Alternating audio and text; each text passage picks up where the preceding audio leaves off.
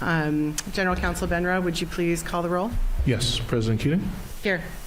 Director Bombright? Here. Director McElroy? Here. We have a quorum. And Director Leon is he's en route. He was at the Baker Middle School graduation, 8th grade graduation, so he is on his way. All right, moving to item number 5, adoption of agenda. I move to adopt. And I second. It's been moved and seconded. Are there any questions or comments about the agenda? Seeing none, all those in favor say aye. Aye. Opposed? It passes. Item number 6, recognition of staff, students, and community. Item 6.1, recognition of Shining Star Community Partner Award to Susan Warner and the Museum of Glass Education Team. Good afternoon. Good afternoon, Board of Directors, beloved community. My name is Amanda Scott Thomas. I am the Director of the Community Partnership Office for Tacoma Public Schools, and it is my pleasure once again to be honoring our partner for the month of June. This is our last Shining Star of this particular school year, so it brings me great pleasure to let you all know that Tacoma Public Schools defines partnership as a cooperative relationship between students, families, schools, the school district, and the greater Tacoma community. Partners are committed to supporting student academic success and success of the whole child. Partners work with and invest in the education of our children and our youth, whose future in turn will affect the quality of life in the entire Tacoma community. When it comes to student success, Tacoma Public Schools recognizes that schools cannot do it alone. And in recognition of an investment of time, talent, and resources for Tacoma Public Schools families, students, and staff, the Shining Star Community Partner Award signifies honor and thanks to a community partner who has made a difference by doing what's best for kids. Tonight we have for you Tacoma's Museum of Glass. They are a premier contemporary art museum dedicated to glass and glass making in the West Coast's largest and most active museum glass studio. The museum has established a reputation for hosting impactful and engaging artist residencies, organizing and exhibiting nationally traveling exhibitions, and creating unique programs for visitors, all while building a growing permanent collection chronicling the development of modern and contemporary glass. Susan Warner and her education support staff team offer several partnerships opportunities for educators. However, since 2021, the Museum of Glass education team and the Tacoma Public Schools Curriculum and Instruction Department have strategically and intentionally designed an amazing science-based field trip experience for all of our 6th grade students. Each year, over 1,900 students have an opportunity to engage with learning about thermal energy as they visit the hot shop, tour exhibits, and apply their discovery in hands-on activities. Pre- and post lessons are also provided. Through this experience, Tacoma Public Schools 6th graders watch science come to life through art. In addition to the phenomenal field trip, this year the Museum of Glass hosted the Curriculum and Instruction Department's annual Social Studies Professional Development event called Grit City Stories through a curator's lens. Sessions explored the ways in which educators curate experiences for students and grappled with the question, how do we tell a story? 2 exhibitions from the Museum of Glass, one called A Two-Way Mirror and Salmon School, inspired this year's theme. The event kicked off with a panel discussion that included Washington State Poet Laureate Rena Priest, Joe Rosano, who is the creator of Salmon School, and Jabari Owens Bailey, curator of A Two-Way Mirror. Catherine Gray, glass artist and resident evaluator on Netflix's Blown Away, did a demonstration in the hot shop, and the day culminated with presentations from curator high students and pretty gritty tour through the downtown Tacoma area. This event was sponsored by a number of amazing community partners, including the Tacoma Art Museum, Washington State History Museum, Foss Waterway Seaport, Tacoma Arts Live, and the Northwest Room at Tacoma Public Library, in addition to the Museum of Glass. However, the Museum of Glass education staff played a huge role in making sure that this year's event was a huge success. So the TPS Curriculum and Instruction Department is thankful for Susan and her staff and their ever-evolving partnership in supporting Tacoma Public School students, and we want to thank you and honor you with this June's Shining Star Award. Can you come to the podium and accept your award? Let's give them a hand. She brought the whole team. That's awesome. Couldn't do it without them. That's right. Susan, we're going to give you an opportunity to say a few words. This is your awards. Anybody that can speak that wants to speak can, and then you're going to go up to the dais and take a picture. Okay, great. Well, thank you. Thank you so much. This means a terrific amount to us. We really love our partnership with TPS. And I just want to introduce the wonderful team. We're almost complete. We're missing a couple of folks. But Elizabeth, can you introduce yourself and tell us what you do? Elizabeth Emerson, Education Program Manager at the museum. So I oversee school tours, adult tours, our Science of Art program, public programs. Did a lot for Grit City Stories. Everything. Do everything. Emily? Hi, everyone. Emily Barton. I'm the Education Coordinator. I oversee the MCs that give us a visitor experience in the hot shop, as well as our extended learning opportunities within the after-school setting. Hello, I'm Lawrence Bradley, and I'm here representing the large team of docents that guide the students through the galleries to look at the exhibits. Erica, come. Hi, I'm little, I guess. Hi, my name is Erica Shirk, and I'm the Science of Art Coordinator for the Museum of Glass. And I designed the program for the students regarding the heat transfer and incorporating the art within inside of it for the 6th grade programming. So thank you very, very much for honoring us with this award. I appreciate it.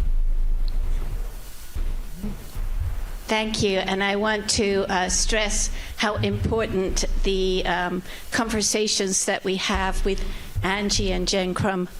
They are just so informative, and we are so honored to be part of this vision to bring transformative experiences through the museum systems in Tacoma to every Tacoma student. So thank you very much. Thank you so much.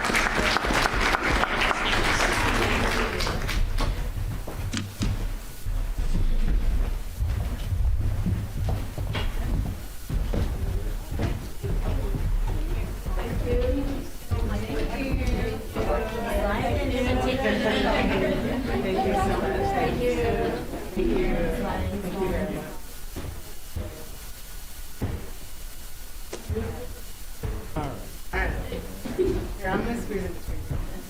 We're going to do this. All right, and 2, 3, smile. Thank you. Thank you so much.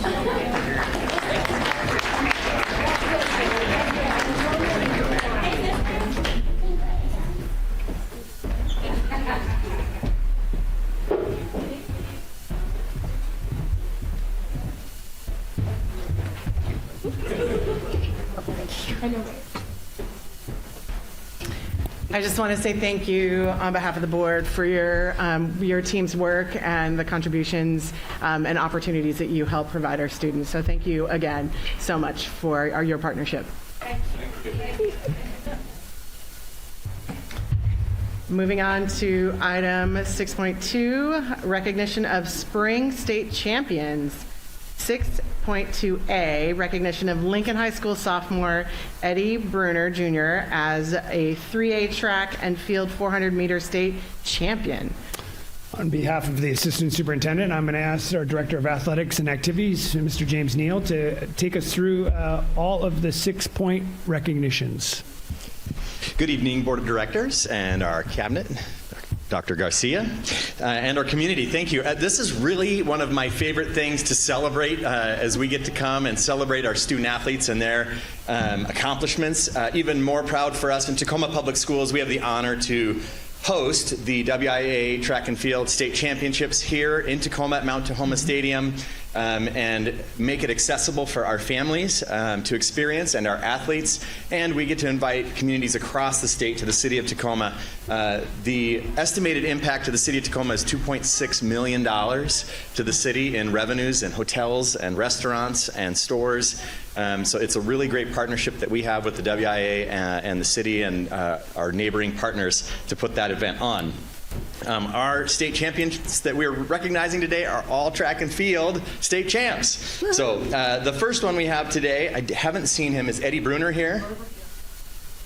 All right, come on up, Eddie.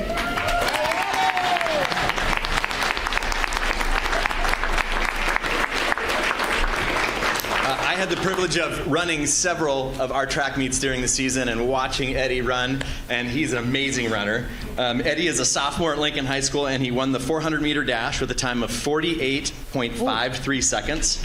He set a personal best in the 400-meter with a time of 48.39 at the West Central District Championships, and the third fastest 400 meters in Lincoln High School history. Wow. In addition to win the state championship in the 400, he competed in the 200-meter dash at state, which helped Lincoln place 5th as a team in the 4x1 relay and 7th in the 4x400 meter relay. Congratulations to you. And we're going to get a picture with our board members. Let's go.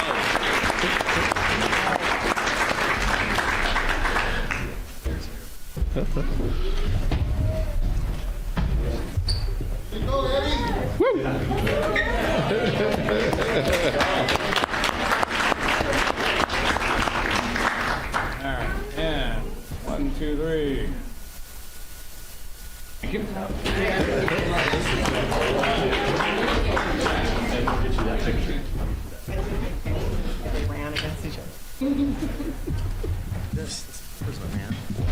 Thank you. Yeah, thank you.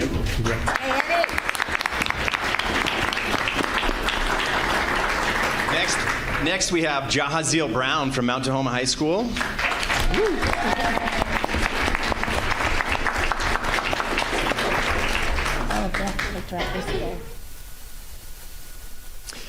We have one agenda item, but I really want to split it up because they're two separate groups. I'm going to invite Rhonda Stinson, the athletic director, to read about Jahaziel, okay? I just wanted to say that is an ambulatory athlete for us at Mount Tahoma. He broke 2 state records for the ambulatory division, winning the WIA State Track and Field Championships in the 200 and 400 meter dash. The new state record times for the 200 is now 25.33 seconds, and the new state record for the 400 is 57.14 seconds. Right after graduation, Jahaziel traveled to Spokane to participate in the Pinecone Classic, and with 3 first place finishes, he's qualified in the 200, 400, and 800 meter in the Paralympic Nationals in Alabama in July.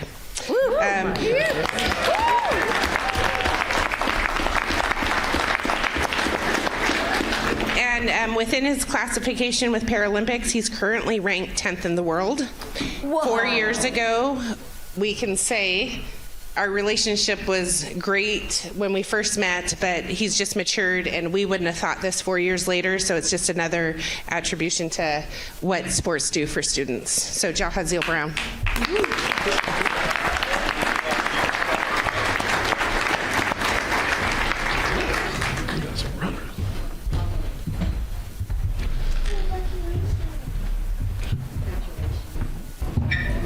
Yeah.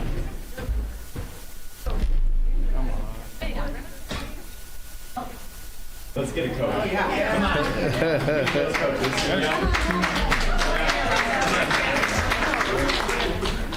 Pause. All right. Yeah, good job. I'm glad you're no, you did all right.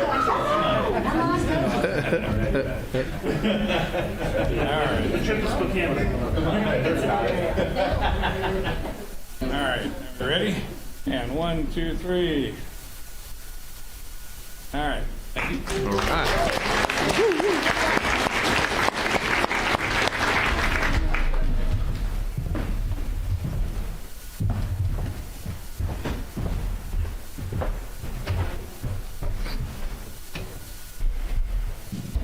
The next one is for our unified co-ed relay team. So Mount Tahoma had 2 teams that placed first in both the 4x100 meter relay, which was a co-ed team with unified athletes, as well as the sprint medley relay, which was a unified team. Do you want to read more? All right, she's got more that she wants to read, so she's better at it than me. I'm sorry, I'm just really proud of how Mount Tahoma has took on the unified and has really integrated into our culture at Mount Tahoma, so I'm just really proud of it.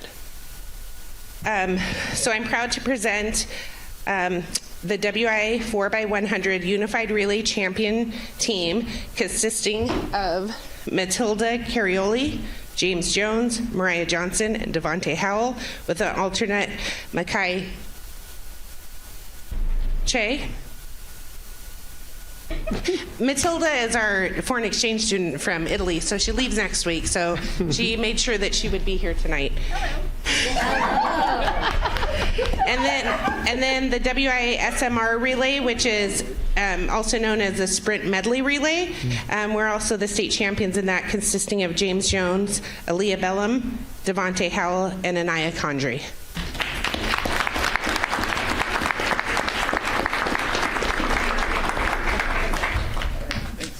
Here we go.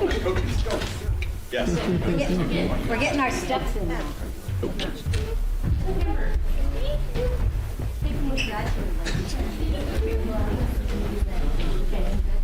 Well done.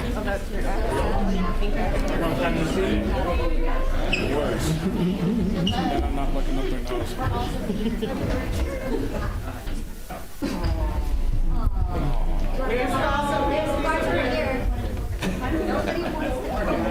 All right, we're good. You ready? 1, 2, 3. Take a look. I appreciate you guys.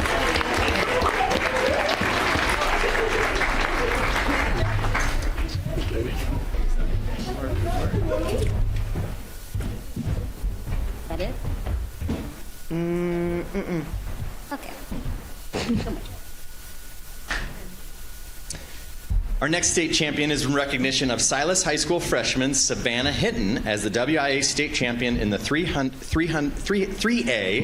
100 meter hurdles. Ooh. Savannah is a freshman at, you want to come up, Savannah? Come on up.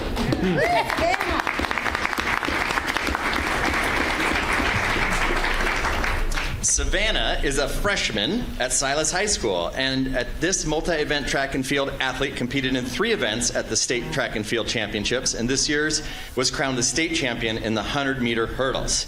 She also ran the 300 meter hurdles and the 4x100 meter relay at the state championships. She finished second in the 300 hurdles, and the Rams 4x100 meter finished third in state.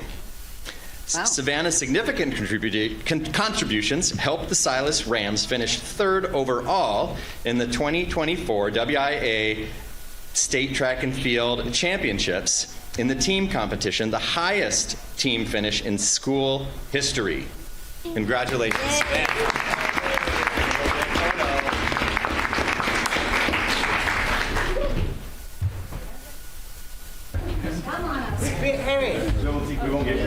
Johnny, Bernadette, would you like to be up here?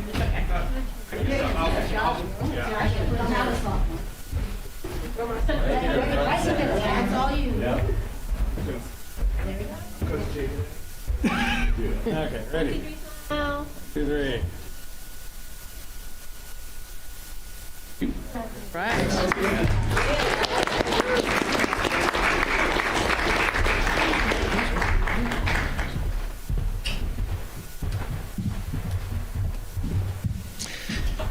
Lastly, we have an athlete who was unable to attend, but in recognition of Silas High School Junior, Addison Kelly as the WIA state champion in the girls triple jump and the girls long jump. Addison Kelly is a junior at Silas High School. This multi-event track and field athlete competed in 4 events at the state championships. This year's championships, Addison was crowned as the state champion in 2 events, triple jump and long jump. In the West Central District, she got first place in the girls' triple jump and long jump as well. Nationally, Addison is making her mark in the jumping events. On Saturday, June 7th, she finished 4th in the Leap Fest Jumps only national showcase at Mater Dei High School in Santa Ana, California. She finished 7th in the long jump at this national event.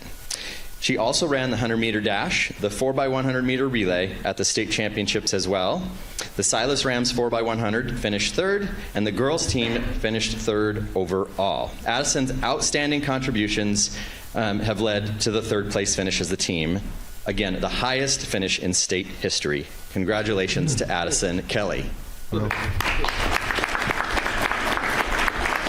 I would be remiss if I didn't mention the fact of the athletic directors and the coaches and all the hard work and time that they put in both during the week, then on Saturdays, every Saturday at a track and field invitational all day, working with our student athletes, and then all the way through the state meet. They have a qualifying meet, both league, districts, and state, numerous hours in dedication to our athletes, and I'm just really grateful for their time and efforts. Yay, thank you. James, we have a rich history in track. Johnny, is this the highest finish for a girls' team in school district history or Silas history? School history. School history. Johnny, can you come up to the mic, please? Oh, Lord. In school history, we actually had to do a lot of research regarding this because obviously we have two different histories that we're going through. And we dug it up, and 3rd is our highest. Honestly, to tell you the truth, Mr. Garcia, I think you might be right. I don't think any team in Tacoma has placed 2nd or 1st, so this might be district level. Amazing accomplishment by our young ladies, so thank you. 5, FYI, 5 of them got a 3rd place trophy. And they're all coming back next year. Oh, they're all coming back. He said we got it again. Repeat. Thank you, James. Johnny. Thank you, Johnny. Thank you. Thank you. All right. Moving on to item number 7, Superintendent's Report. Item 7.1, Whole Educator Recognition. Dr. Greek. Thank you, Dr. Garcia and members of the board. It's with pleasure that we get to honor for Whole Educator our teachers for the month of June and closing out the school year.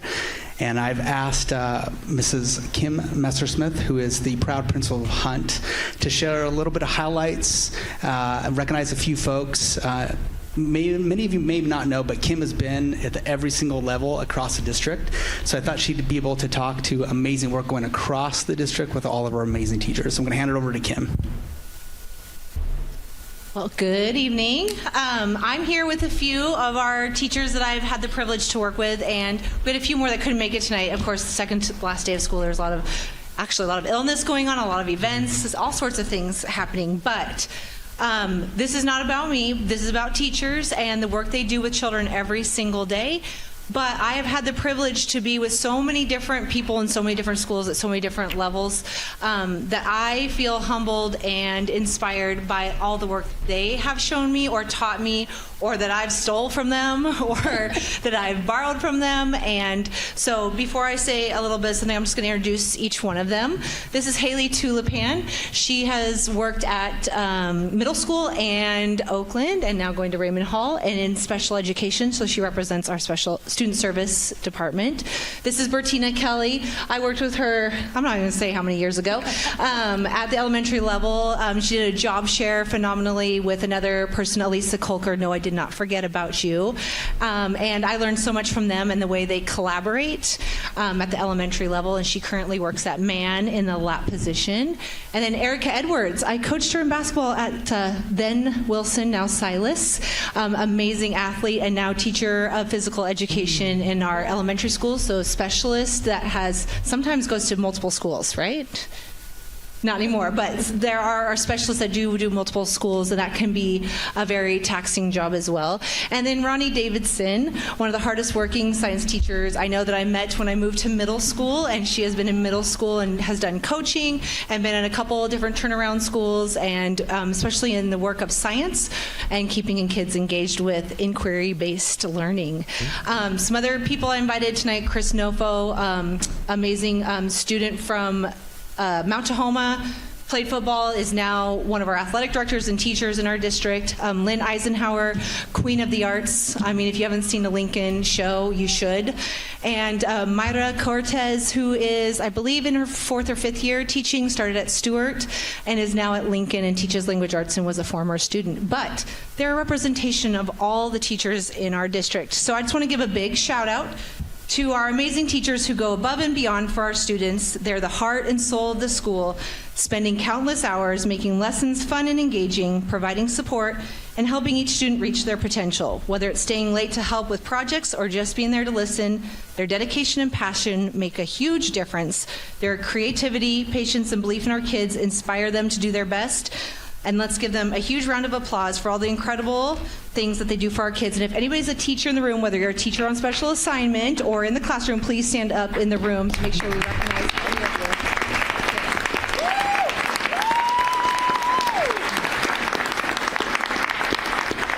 And just because for fun, Mark, I think they should get a picture too with the board, right? So let's have our teacher representation go up and get a picture with our school board. They really are excited to get on stage, so.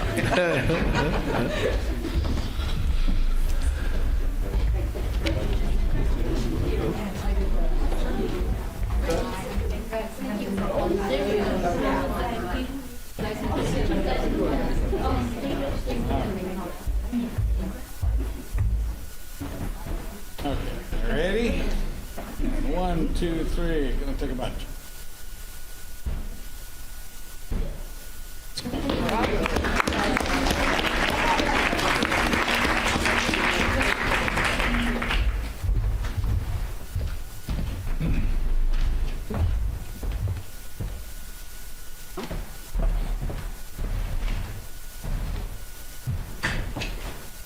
Yeah.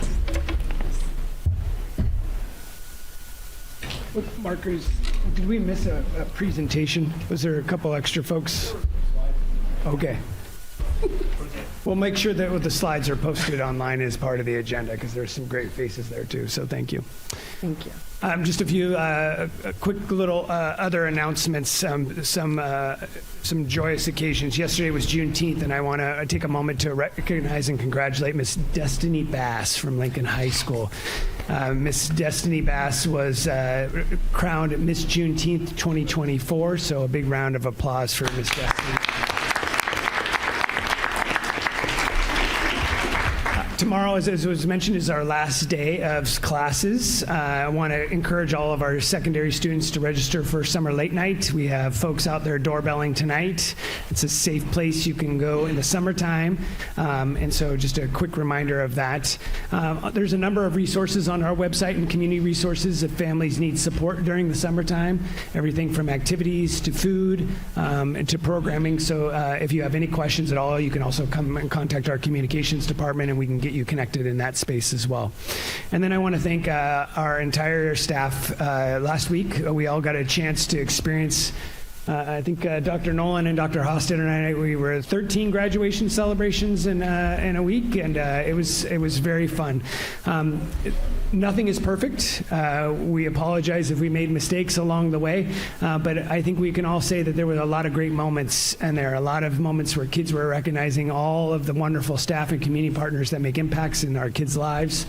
I want to give a special shout out to Dr. Hofstadter, Melissa on the 6th floor, the communications team, the maintenance and operations folks, and there was quite a crew, many of us in there, and so it never could have went off without that partnership, and so huge congratulations to our 2024 graduates, so thank you.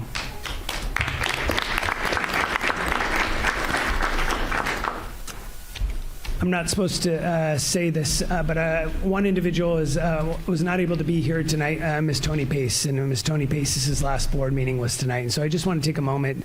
Ms. Pace has been with the district for so many years, such a kid champion, supporter of staff, and we're going to deeply miss her in that space. And so wherever she is, please know that we're sending our well wishes. And so thank you, Ms. Pace. That's my comments for this evening. Thank you. Thank you.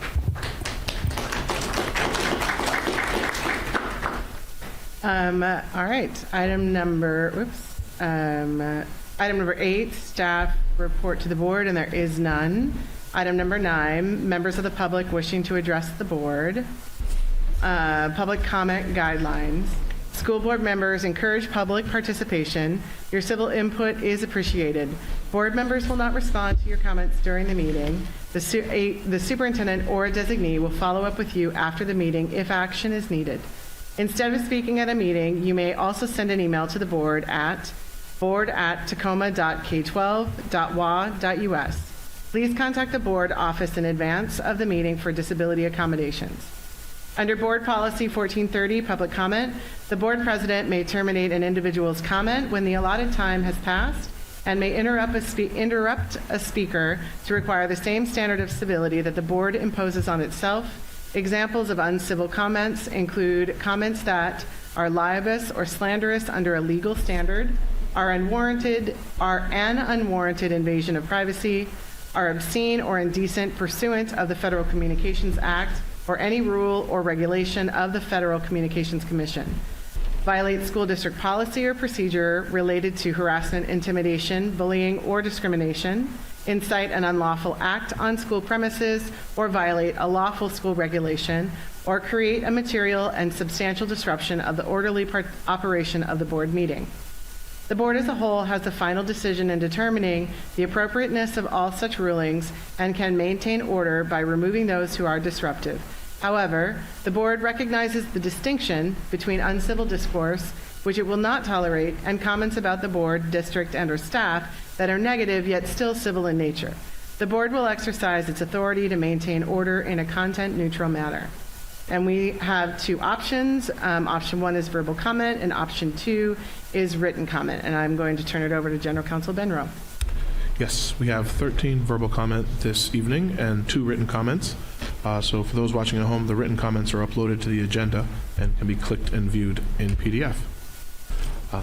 So the first speaker we have this evening is Ari Friedman, followed by Zelda Tasha. Keeping the time at 3 minutes. 2 minutes? Are we keeping the time at 3 minutes? My name is Petty Officer Friedman. I'm a representative with the Navy here in Tacoma. I am a partner with Mount Tahoma, Silas, Stadium, and Foss. I'm here today to speak as an advocate for the Career Guidance Specialist and the Career Center program. Right. I recognize that the decisions about this program may already be heading in a particular direction, but I feel morally obligated to share why this program and the job it supports is so crucial. The Career and Exploration Program offers students a glimpse into their future, providing them with the tools and guidance to explore various career paths. It's not about job training. It's not about helping students discover their passions. It's about setting goals and building the skills necessary to achieve them. Right? In today's fast-paced world, students need more than just academic knowledge. They need practical experience, exposure to different industries, and someone who can help them navigate their options. The Career and Exploration Program does exactly that. And the Career Guidance Specialists are the ones who are the cornerstone of its success. It's not just a job, it's a vital resource for our students. I've seen the transformative power of career guidance. When students have access to someone who can help them explore different professions and understand their own strengths and interests, it opens up a world of possibilities. It prepares them for higher education, the workforce, and beyond. Cutting this program would mean cutting off a lifeline for many students who rely on it to make informed decisions about their future. I understand that budget constraints and other priorities are influencing this decision. However, I urge you to consider the long-term impact. This is not just about saving a job, it's about preserving a program that shapes lives and futures. The loss of this program will be felt not just today, but for years to come as students miss out on the guidance they need to navigate their career paths. While I know my words may not change the outcome, I hope they highlight what is truly at stake. The program is more than a line item on a budget. It's a crucial part of our students' education and development. And the career guidance specialist running this program helps students dream big and achieve their goals. Losing this program means losing an invaluable resource. Again, I urge you to think about beyond the immediate financial implications and consider the broader impact of our students' futures. Let's not take away an essential support system that helps them succeed and thrive. Thank you. Thank you. Malik, before the next person comes up and speaks, Tracy, is the timer? Okay, great. Thank you so much. Our next speaker is Zelda Toscher, followed by Jennifer Loffrey.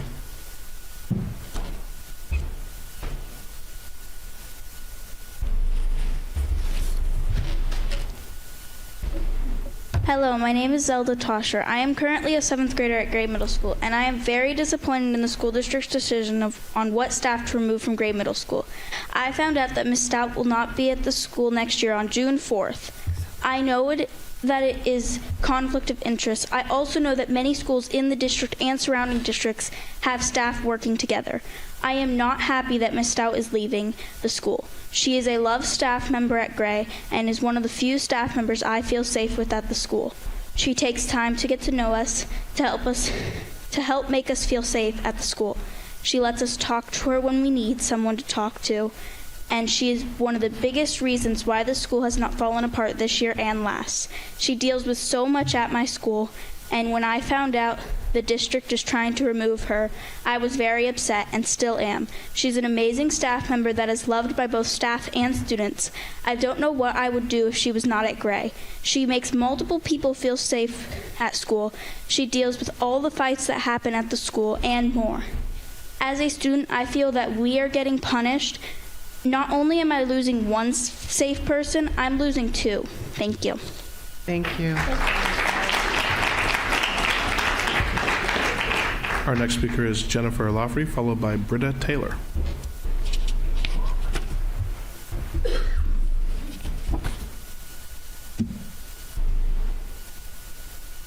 Hello, my name is Jennifer Lowry. I'm a parent to 3 children in this Tacoma School District. The Tacoma School District seems to pride themselves on the Whole Child program. It's in every email sent out. It's on the backdrop of pictures and videos. It's an entire month dedicated to recognizing these teachers and staff that truly embody that program. Per the district website, that program states that the Whole Child Champion provides extraordinary social, emotional, and academic support in ways that benefit students. They create a positive school culture, and they make an incredible impact on the lives of students. My middle daughter, who just spoke, is a student at Gray Middle School. Last year, when I came to you begging for help, my child felt safe with less than 20% of that school staff for bullying reasons. But since the principal is leaving and someone new is coming in, that drops down 2%. But wait, it gets worse. A staff member who has been a huge asset to the school, to that program, and to all 3 of my children, whether they be in elementary school, middle school, or high school. She, in my opinion, is a whole child champion. When we were told that Dr. Andre Stout was coming into Gray, I immediately expressed concern to district staff that Kathy Stout would be moved to another school due to her husband coming in and a conflict of interest. I got a very generic run-of-the-mill response that didn't address my concern. Since then, we found out that our fear was correct. She's being moved to another school due to a claim of conflict of interest. My child called me crying while missing an entire class period and asked to come home early that day. I have heard and can think of at least 3 other instances recently that have spouses working together in the same school or building, one of which is a principal. Kathy Stout has been a blessing for these kids, not just mine. Without the constant access to her, I don't know where we'd be today. The conflict of interest is a joke. While I understand it is a legality issue, it is a joke. There are many other people that could be in charge of her other than her husband. Kathy Stout is very respected, a trusted member of Gray, and it's heartbreaking to see that to us, you care more about a conflict of interest than the kids here in this district. But let's get back to the numbers. With the loss of the current grade principal, who in past meetings, if you look up, I came boasting about asking for help for her. And now Kathy Stout, we're at 15%. A 15% rate of people that my kid feels safe to. 8 staff members. Thank you. Can I go 30 seconds more, please? No, thank you. Okay, awesome.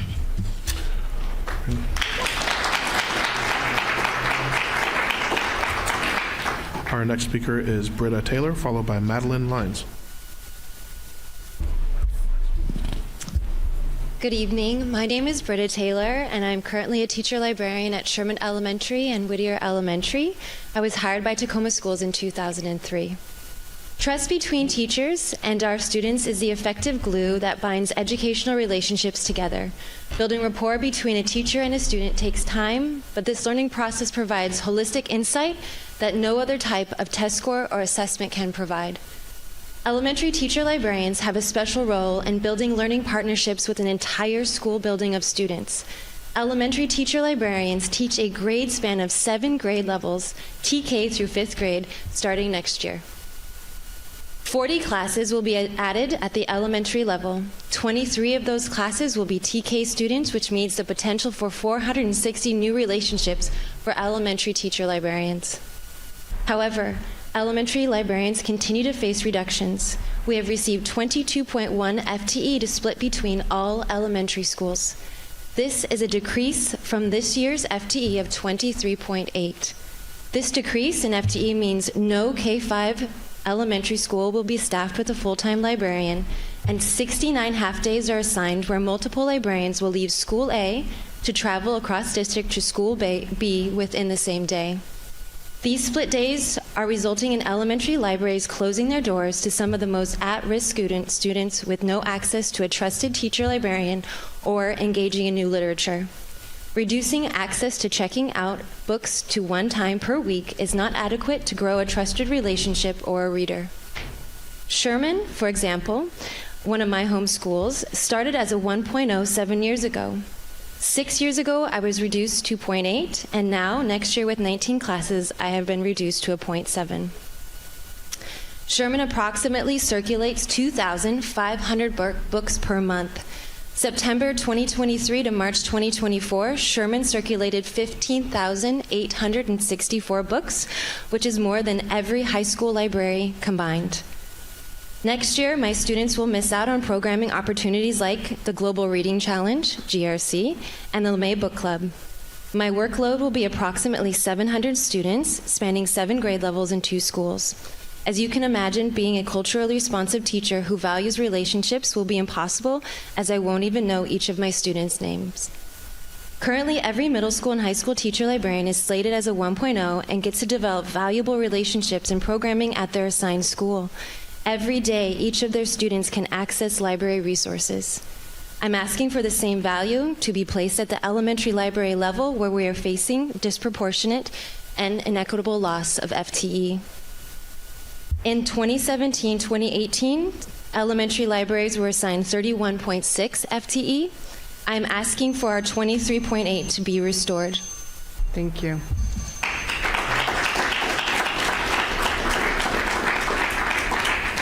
Our next speaker is Madeline Lines, followed by Addison Muse.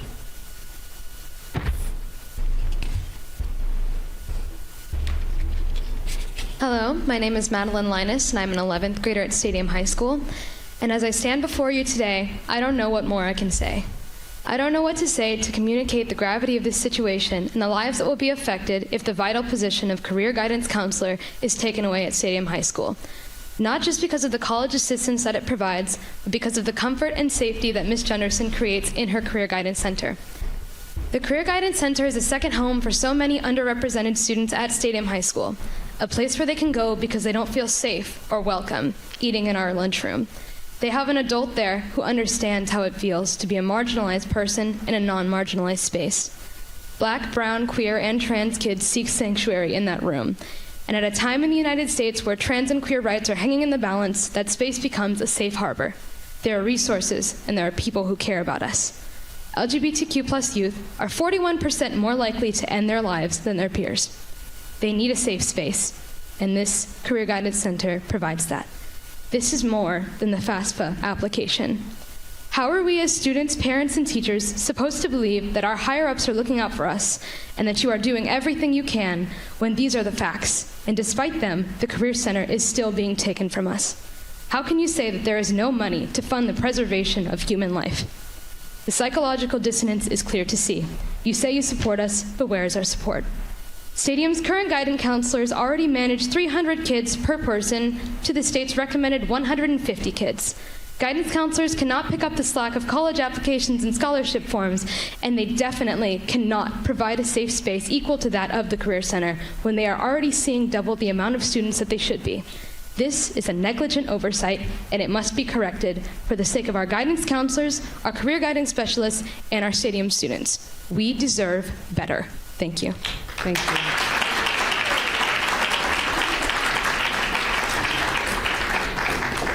Our next speaker is Addison Muse, followed by Emily Shaw.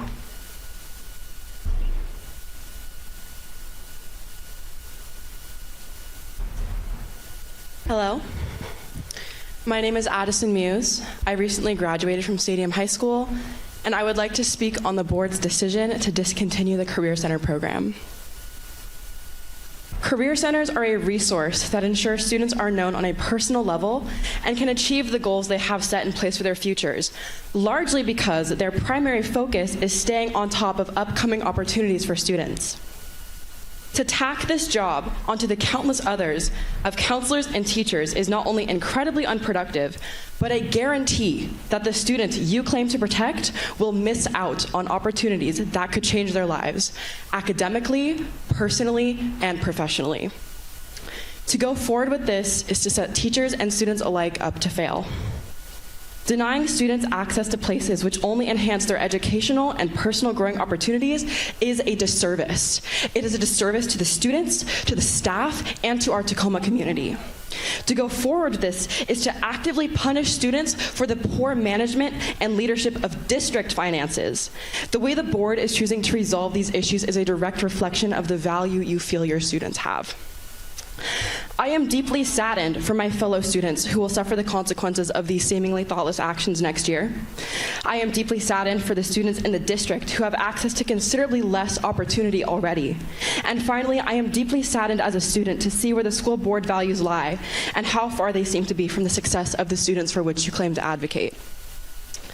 I, as a student, have benefited from the Career Center an immeasurable amount. Due to the personal relationships and connections I developed, I received a scholarship from Washington State University that will cover the entirety of my tuition for all 4 years. This would not have been possible without Brandy Junderson, my Career Center counselor, being able to recognize the efforts I put into my academics, my community service, and leadership roles. Contrary to the board's belief, counselors do not have sufficient information regarding student extracurriculars to ensure students who best qualify for these opportunities are fairly represented or even informed of their existence. At Stadium, I have worked not only for the betterment of my school, but for the betterment of our community.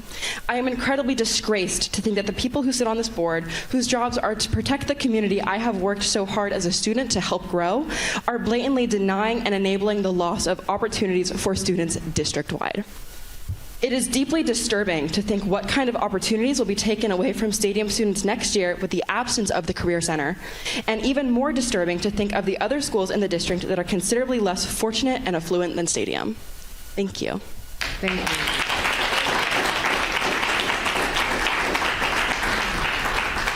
you. Our next speaker is Emily Shaw, followed by Nikki Kelly.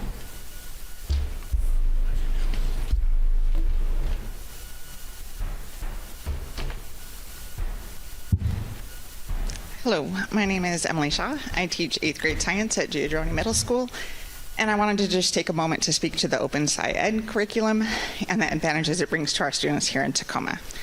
I piloted both the 7th and 8th grade years of the OSE over the last 2 years, and I feel that it is the strongest curriculum I have seen that not only aligns with the next generation science standards, but improves the way that science is taught and learned. The phenomenon-based approach that OSC uses for all its units allows for a level of equity not seen in other curricula. It has an entry point for every student, no matter their science background, and allows them to build from there.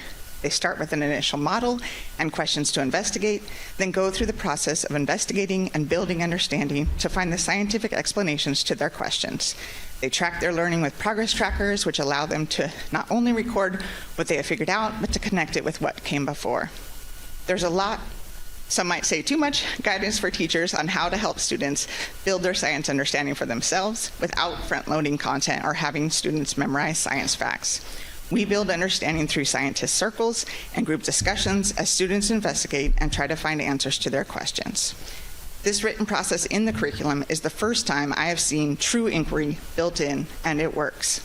My students that participate have a much better understanding of the science we are learning. They're making connections not only to previous units, but what they learned the previous year. There is more science talk happening in the classroom and definitely a connection of science to their world. I highly recommend the adoption of the OSC curriculum for Tacoma schools. Thank you.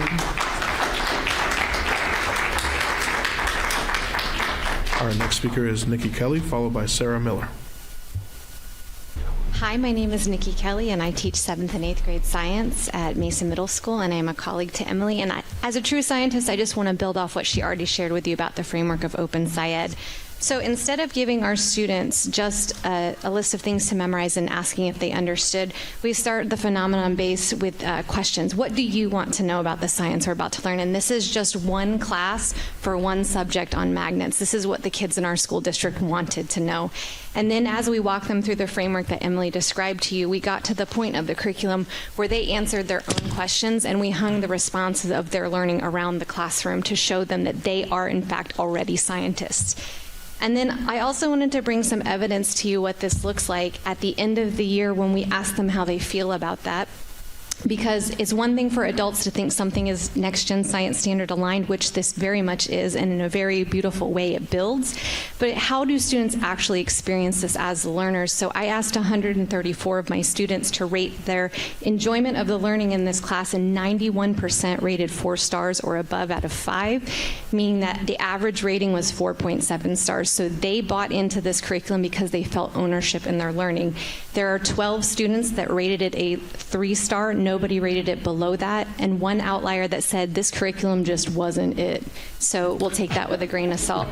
So I would also like to recommend adoption of this very special and beautiful curriculum, but I do want to say I understand the financial times we're in, and I know that we are looking at this because it's an open source curriculum, and that means for us it's free because we're not buying textbooks. But I want to remind you that nothing is truly free in education, and that this program has been built off the blood, sweat, and tears of the teachers who have put in countless hours after school to make this work this year and roll out at the level that it has been administered. So what I urge you to do with the savings you saved on textbooks is to invest that back into teachers so we can make highly complex instructional moves, so that we can plan for absences of both teachers and students to continue the equity building piece, and so that we can collaborate together as educators so we can make equitable assessments across the district, so that a science education at Mason is the same as a science education at Geodrone and First Creek and Stewart and so forth.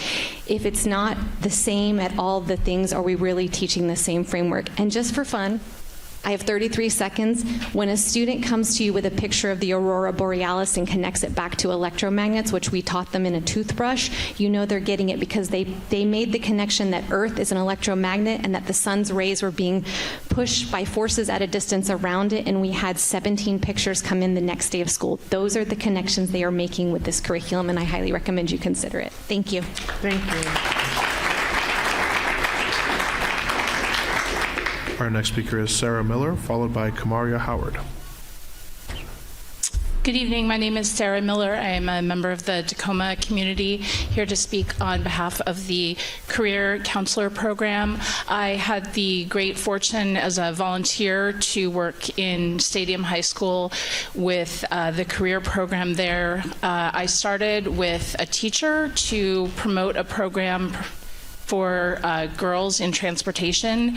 And the first year at Stadium, the teacher was not able to provide me any support, and the program floundered. The second year, we moved it to the Career Center, where it took off. We were able to offer programs every month to girls, and at both lunches. The girls learned a variety of programs in the transportation world, outreach and port logistics, the I-90 Animal Bridge, designing safe streets, and jobs and trades, just to name a few. We also took some of the girls up to Seattle on a field trip to the Sound Transit maintenance facility for their light rail trains. It was delightful to watch the girls engage with the wide variety of speakers, most if not all of whom were also women, to learn about different career paths,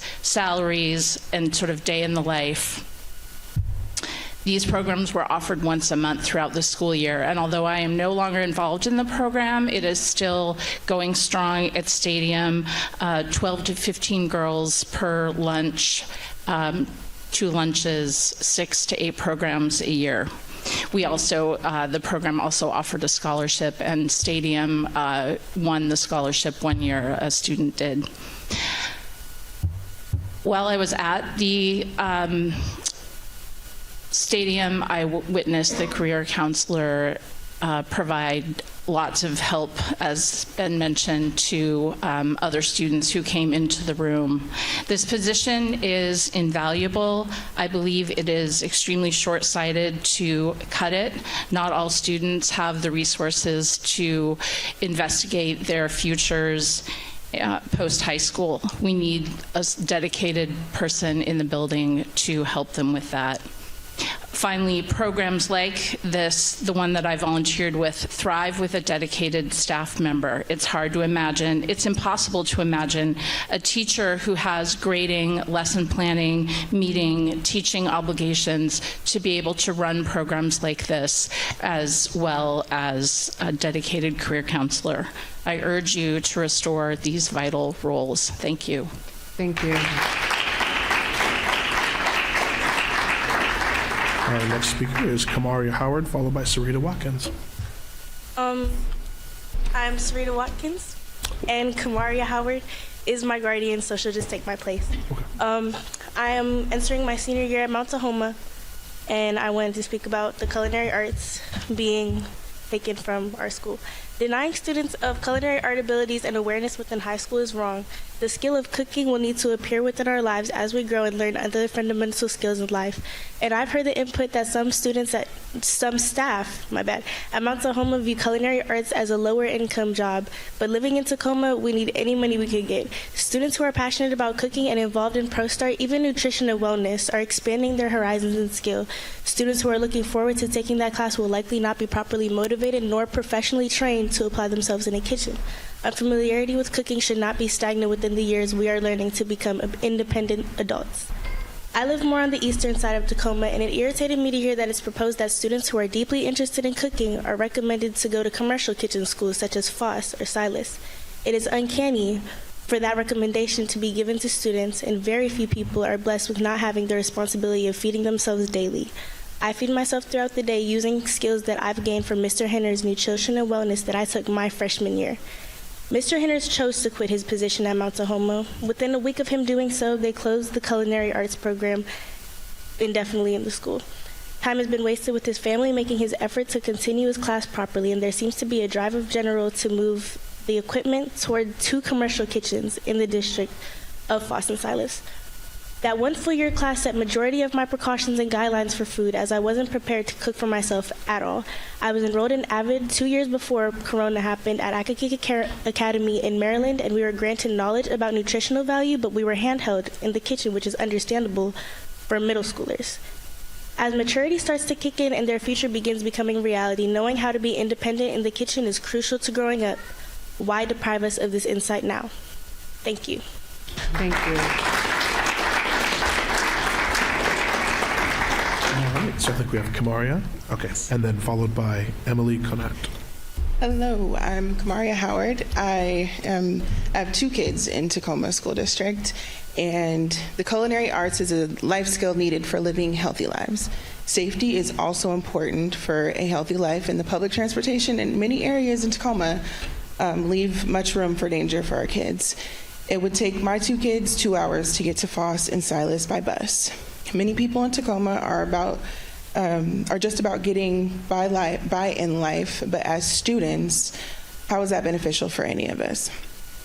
Some kids don't have the opportunity to do something after school because they have to take care of their siblings, or they have to work to contribute to their household, or they're exhausted from the day. A lot of children are relying on something to give them more life skills to be able to take care of themselves, create nutritional value within their meals, or have a career that is fruitful and can become a business one day. Having to leave school, where all of the rest of their learning is, and go to another facility, potentially taking hours to get there, with the bus delays, traffic issues, or maybe missing class due to those delays, doesn't make sense logistically. Kids deserve to have classes in school that they can look forward to that will also contribute to life skills that turn into positive growth for each child. If they have sports at schools, cooking shouldn't be too far of a stretch. Thank you. Thank you. Our next speaker is Emily Connect, followed by Penny Kramer. Greetings. My name is Emily Conant, and I have 2 children at Lister Elementary. This February, my son stopped completing his independent work assignments. After first setting an IEP meeting, I then asked to visit my son's classroom. After 43 emails, dozens of phone calls, 3 meetings, and hiring a lawyer, I waited 2.5 months for a 17-minute visit. I was asked to sit next to the principal with 2 additional staff in the classroom. However, this visit was not during my son's independent work time. I made a second request to observe my child's classroom on May 29th. His teacher responded that they would be testing from then until June 14th with the state testing, and therefore I could not come into the classroom. I asked what day was possible after that date, and she told me the last week of school the students would be having fun, and I couldn't come in then as well. I then reached out to the principal. He informed me that time would be limited on May 30th. I then asked again if Michael was done with his curriculum on May 30th, and there would be no more time for me to visit the classroom. On June 3rd, the principal responded that he would speak to Ms. Pierce and that they would set a time for me to visit the classroom. I waited. On June 13th, I was emailed to inform me that all of my child's math instruction had already been completed and that ELL had been finished the day prior, and that there would be no opportunity for me to visit and see my child's math accommodations. I reached out to our lawyer to compose a response email. I sent an email and forwarded the situation to the district representative, Dr. Ray. On the 14th, I was set for a visit on June 18th. On June 18th, our classroom teacher took a half-day substitute, and the visit was canceled. I want to ask why. Why is it so hard for me to see my child in his classroom? Last year, I would visit the classroom once a week. I helped with snack. I just don't understand why our school climate has changed so drastically. I'm not the only parent that is having trouble getting in to see our students.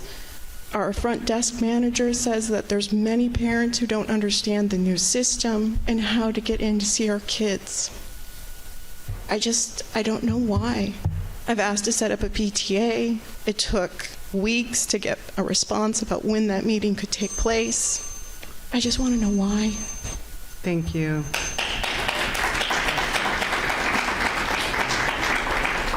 Our next speaker is Penny Kramer, followed by our last speaker, Becca Ackerman.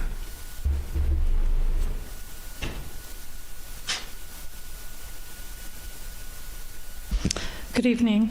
I'm Penny Kramer, President of Tacoma Education Association. As the budget is being presented for adoption tonight and teachers are being honored this evening, I want to speak about how these two items are related. Tomorrow is the long-awaited last day of school for most of our students and teachers. However, the work continues throughout the summer.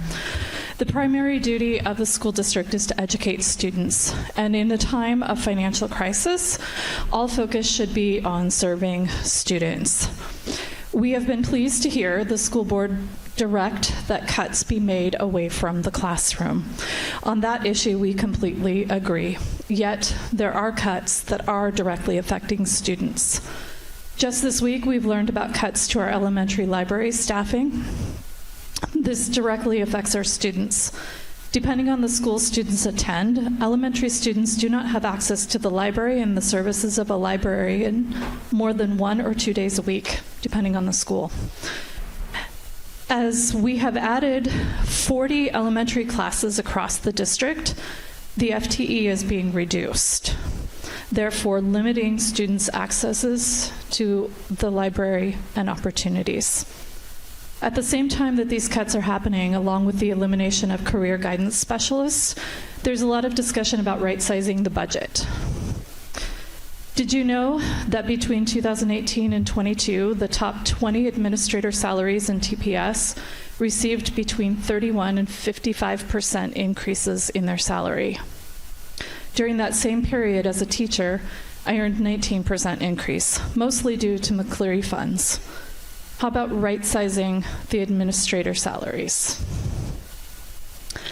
Just this year only, I've brought forth concerns about grading regulations, a failure to plan for implementation of district systems and changes, overloaded classrooms, water safety, mice and rodents in the school, a lack of support for student discipline, a need for more paraprofessionals in our schools, a lack of communication and transparency, custodial shortages, student behavioral challenges, and changes of start times without input from stakeholders.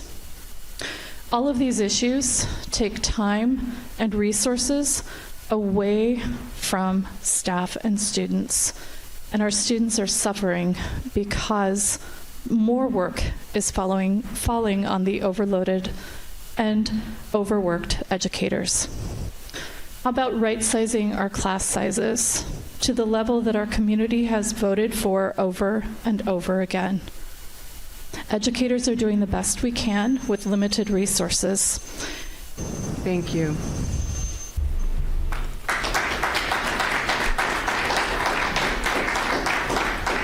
Our last speaker this evening is Becca Ackerman. Good evening, everyone. Thank you for having us tonight. As you all know, the career guidance specialist position has been the topic of conversation for the past 3 meetings, and I've been blessed to share space with my community and my students, and I'm here to give more space to my students who couldn't be here tonight. So I actually brought my yearbook to share with you what the words my students have been saying about the career guidance specialist role, specifically about me. I got quite the setup. 1 second. Miss Becca, thank you so much for everything you have done to help with my college search. You are someone all of us students loved and will miss. I appreciate you. Thank you for everything you have done for me this year. You are one of the sweetest and most caring adults I have in my life, and I will forever appreciate that. You inspire me to keep pushing every day, even when it gets hard. I would not be where I am without your help. Hope we can stay in touch. Thank you for all that you've helped with college stuff. You are mostly the reason I made a few deadlines and I have stayed on track. Thank you so much, and I know you will have a huge help for all students in the future. Thank you so much for everything you've done for me. You've given me a space to feel seen and heard. You've made such a difference in the lives of others, and because of you, I have found another motivation and inspiration to also change the lives of others one day. Your empathy and kindness inspires me, and when I leave for college, I am bringing a piece of you with me. Miss Becca, I don't know where to start and how you have changed my whole future. I'm actually going to college for something I love, and you are the one who made this happen. Without your inspiring help, student handwriting, am I right? Without your inspiring help, I would most likely be working at the golf course until I croaked. But thanks to you pushing me so much and my friends, you've helped me get to the future of going to college and pursuing what I love. Thank you so much. We love you so much.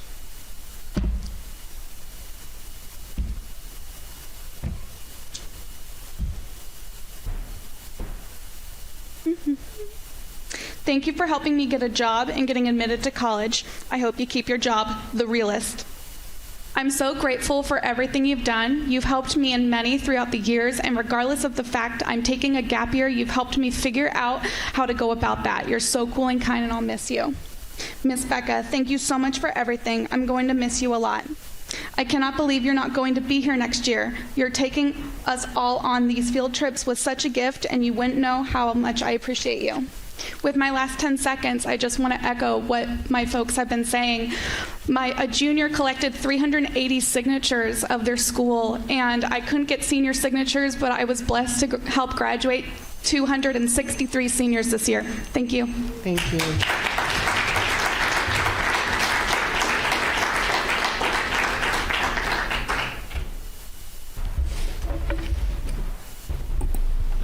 Madam President, there's been a special request. Our Lincoln track coach was able to show up, and he would love to get a quick picture with you and our track athlete, if that's at all possible. I know that's out of the agenda decorum. Yeah, absolutely. Track.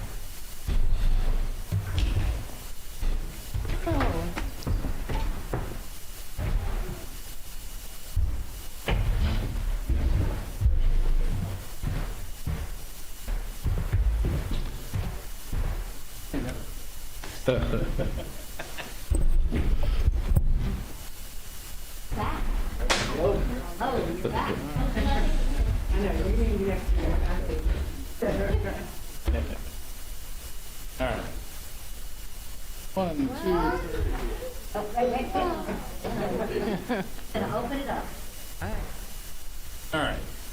What? All right. Congratulations again.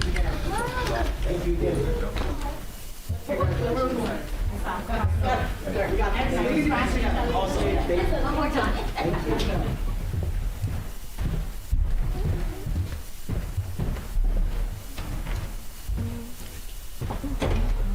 Thank you so much. Thank you, sir. Thank you. Absolutely. Thank you so much. Yes. Congratulations again. We're going to try and not. All right. You're doing fine. Moving on to item number 10, the consent agenda. I move to adopt the consent agenda. I second. It's been moved and seconded. Are there any questions or comments about the consent agenda? Seeing none, all those in favor say aye. Aye. Opposed? Passes. Item number 11, policy matters. 11.1, second reading of new policy 6216, reimbursements for goods and services warrant. The General Counsel, on behalf of the Director of Financial Services, recommends that the Board of Directors adopt the revised proposal of new policy 6216. If you take a look at that agenda item, what follows the agenda item summary is the red lines from the Equity Policy Review Team, and then a clean copy of 6216 at the very bottom. Is there a motion? Yep. I move item 11.1. I second. It's been moved and seconded. Are there any questions or comments about this policy? Seeing none, all those in favor say aye. Aye. Opposed? Passes. Item number 11.2, second reading of new policy 6217, electronic fund transfer payments. The General Counsel, on behalf of the Director of Financial Services, recommends that the Board of Directors adopt the revised proposal of new policy 6217. So same structure here. You see the intro, the red lines from the Equity Policy Review Team, and then a clean copy at the bottom. I move item 11.2. Second. It's been moved and seconded. Any questions or comments about this policy? Seeing none, all those in favor say aye. Aye. Opposed? Passes. Moving on to item number 12, the financial report. The district's monthly financial report will be presented.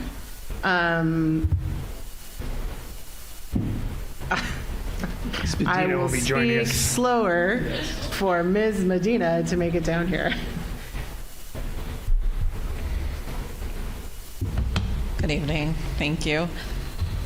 So tonight you have in front of you a copy of our F-195. That is our formal document that we submit to the Office of Superintendent of Public Instruction and our Educational Service District.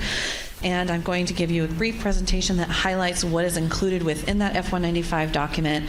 You will also have, for your consideration, an item on the agenda, a resolution that outlines exactly what it is that you're providing expenditure authority for in the coming year and in which funds. So this is just a summary of that information and also a summary of presentations that we have been providing to you since January all the way through tonight. Very exciting time for us. This is just for those of you following along at home, we have district funds as part of a governmental accounting system that we're required to maintain in the school district. Those funds are listed here, denoted here. We will be approving budgets for our general fund, debt service, associated student body, transportation vehicle fund, and capital technology levy this evening. I'll get into a little bit more about what each of those are when we start to talk a little bit more about them. So what you'll see recommended for you this evening in the adopted budget, this is our general fund data. We anticipate revenues of $577,888,444. Those come in various forms. 72% of that will be anticipated to come from the state. Approximately 13% will come from our local levy dollars. Those are what our voter-approved dollars are. 8% will come from federal resources, and then the remaining 5% come from other sources, including other school districts or just other funds like interest and things like that. On the expenditure side, $572,408,012 is what we're anticipating and what we're asking for expenditure authority for. 86% of that will cover our salaries and benefits for certificated and classified staff. The remainder of that will be for contracts and goods and services. You know, we need to be able to buy toilet paper and things like that. Not that that's the only thing. We also buy curriculum and other things with it. Those are our general fund expectations. We also are required to provide a 4-year plan for our budget. So year 1 is consistent with the information that I just shared with you.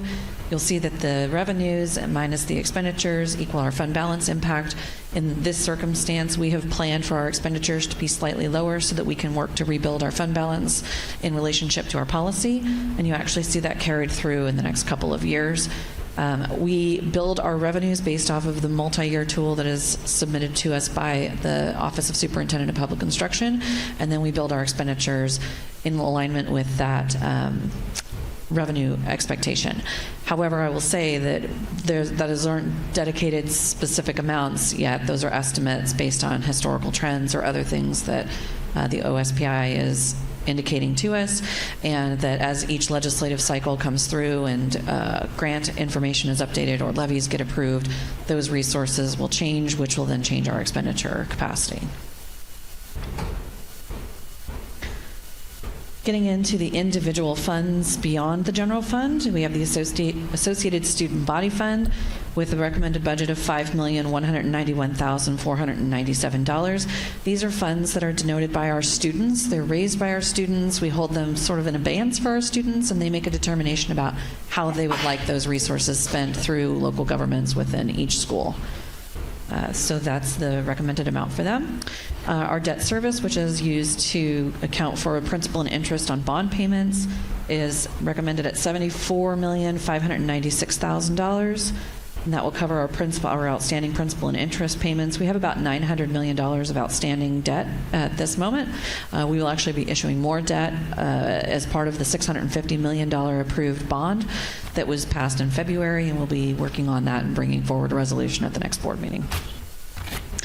Capital projects is anything that we're using those bond proceeds to buy refurbishments and replenishments to buildings, not replenishments, refurbishments and updates to buildings. We could be building new buildings, we could be making modifications to roofs, things that are affixed to those buildings, and or our capital technology. So we had a levy that was passed in 2020 or 2022. It's escaping me at the moment, I'm sorry. but those would also be included in the capital projects fund. $167,723,000 is the recommended budget for that. And finally, our transportation vehicle fund recommended expenditures of $1,903,000. That is for the replacement of yellow buses or purchase of yellow buses or major repairs to yellow buses. And we have the associated four-year budget plans.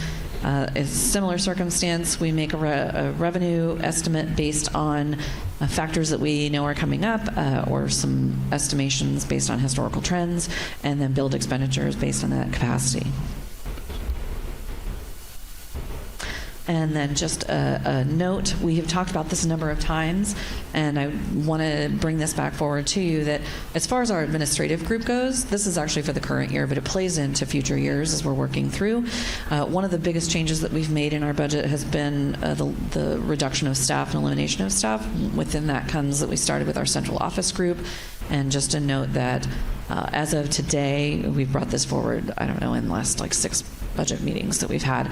But as of today, our reductions have held firm. For last year, we ended the year at 229 FTE in the central administrative group. And as of right now, we're at 195. I suspect that once we get through the end of June and into August, we will also see that number continue to decline, and as we move into the 24-25 budget. And lastly, it would be remiss of me not to acknowledge the significant work that it takes to adopt a budget. This process started 6 months ago, 7 months ago. It involves all facets of who participates in our budget community, which would be, our board members setting guidelines and working through all of the communications and conversations that we've had, hearing our presentations. It includes our public asking questions and engaging with the budgeting process. We've done a number of community outreach aspects. We've provided some of that information to you in Friday reports or in other forums in prior year's budgets.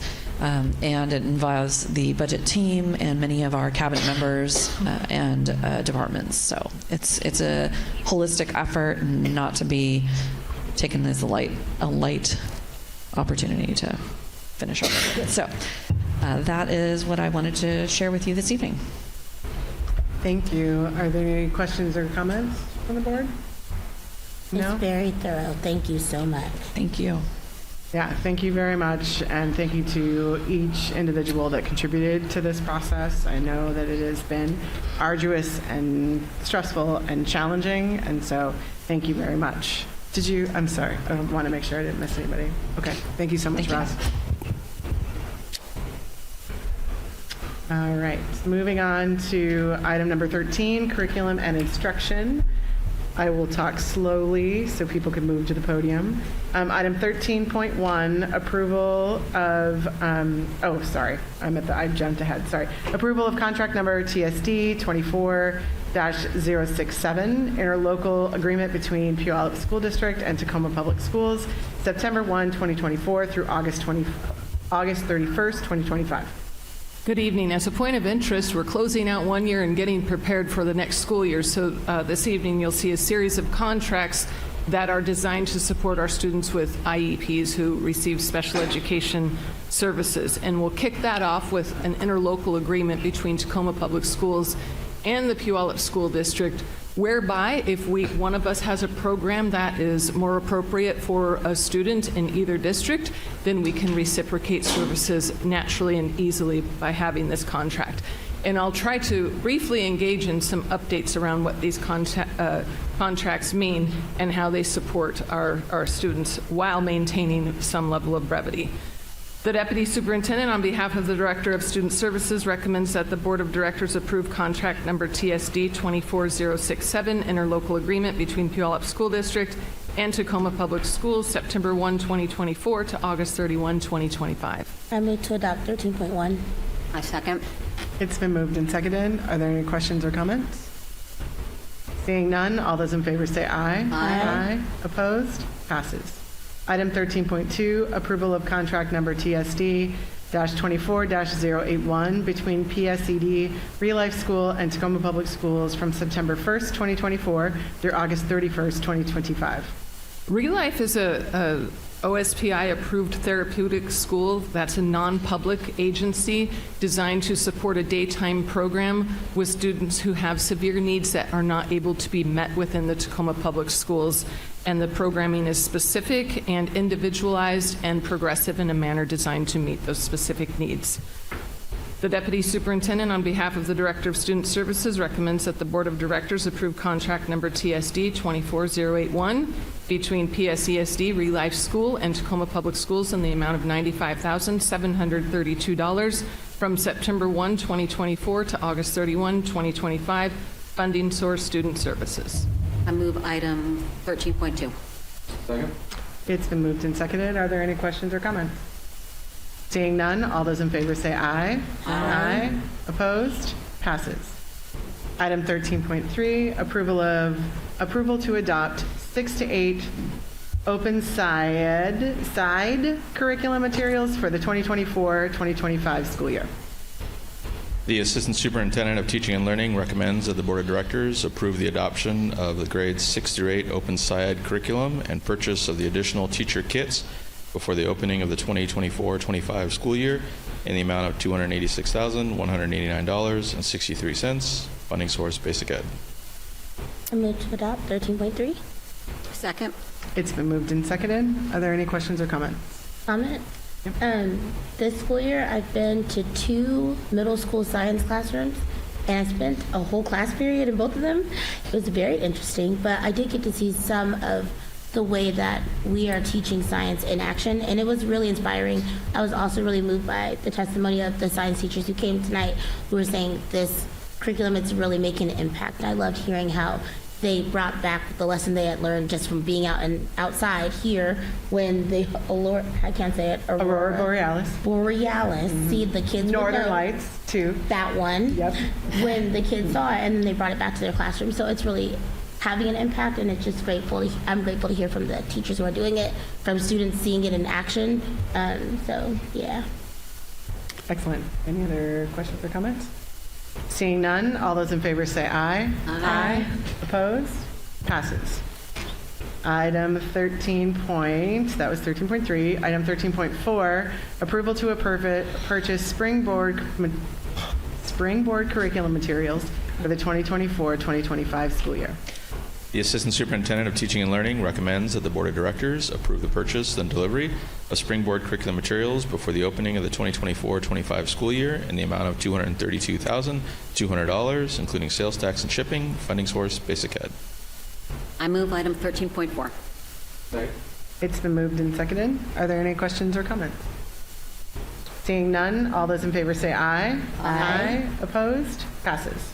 Item 13.5, approval of contract TSD-22-196, addendum number 4 to extend Synergy MTSS and analytics for the 2024-2025 through 2026-2027 school years.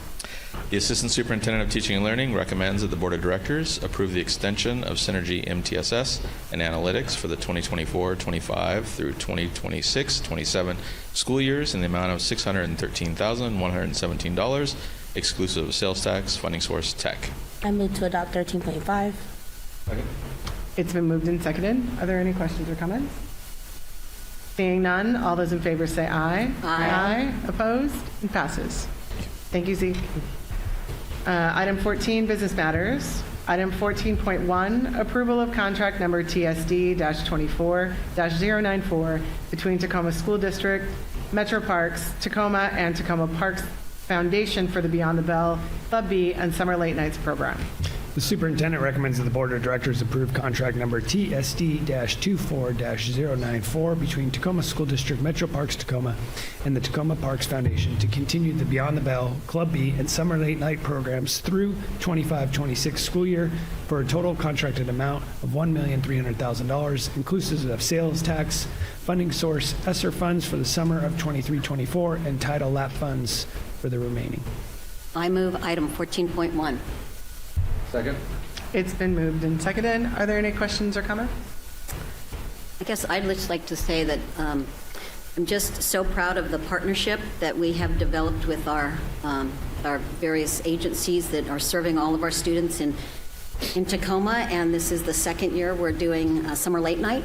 And it's, I don't know, Superintendent, how many years we've been doing Beyond the Bell and Club B, but I know that we've augmented it in recent years, and that we continue to build opportunities for every single one of our students in elementary and middle schools to have access to high-quality programs after school that can stimulate their minds and help them work out the kinks in their bodies as they're moving around, and also learn what their passions are. So thank you again for all the work that's been done to make these programs expand and become more available for all our students. Any other comments? Seeing none, all those in favor say aye. Aye. Opposed? Passes. Item 14.2, approval of interlocal cooperative agreement number TSD-21-166, amendment number 1 between Clover Park Technical College and Tacoma School District from September 1st, 2024 through August 31st, 2026. The superintendent, on behalf of the Director of Career and Technical Education, recommends the Board of Directors approve contract number TSD-21-166, amendment number 1, interlocal cooperative agreement between Clover Park Technical College and the Tacoma School District from September 1st, 2024 through August 31st, 2026. I move 14.2. Second. It's been moved and seconded. Any questions or comments? Seeing none, all those in favor say aye. Aye. Opposed? It passes. Thank you. Item 14.3, approval of contract number TSD-24-062 between Multicare Health Systems, Marybridge Children's Hospital, and Tacoma Public Schools from September 1st, 2024 through December 31st, 2027. As a friendly reminder, at our June 6th evening school board meeting, there were 4 recommendations for contract approval that came forward regarding mental health supports. And this evening will be the 5th one, utilizing the same funds of the non-competitive or the competitive grants available from the U.S. Department of Education. And I wanted to pause for a moment and bring that forward because it is a celebration. It gets more supports directly into the hands of our students inside of our schools. So indeed, it is a celebration. And with that, the Deputy Superintendent, on behalf of the Director of Whole Child, recommends that the Board of Directors approve contract number TSD-24062 between Multicare Health Systems, Marybridge Children's Hospital, and Tacoma Public Schools in the amount of $1,020,000 from September 1, 2024 to December 31, 2027. Funding source, U.S. Department of Education grant for school-based mental health. I move to adopt 14.3. A second. It's been moved and seconded. Are there any questions or comments? Comment. Yes. I will abstain this vote because I work for the Thank you very much, Director Leon. All right, it's been moved and seconded. Are there any other questions or comments? Okay, seeing none, all those in favor say aye. Aye. Aye.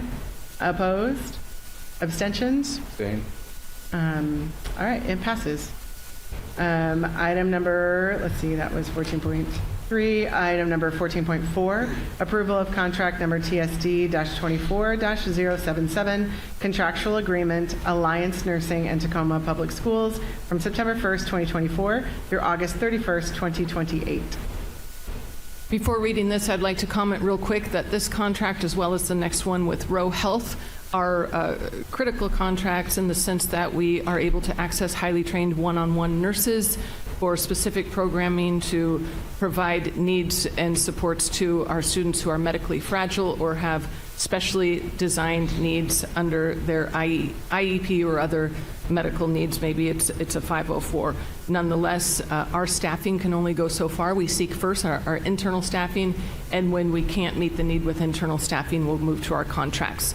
Approving them now allows us to be nimble and get quick access for our students who have the need.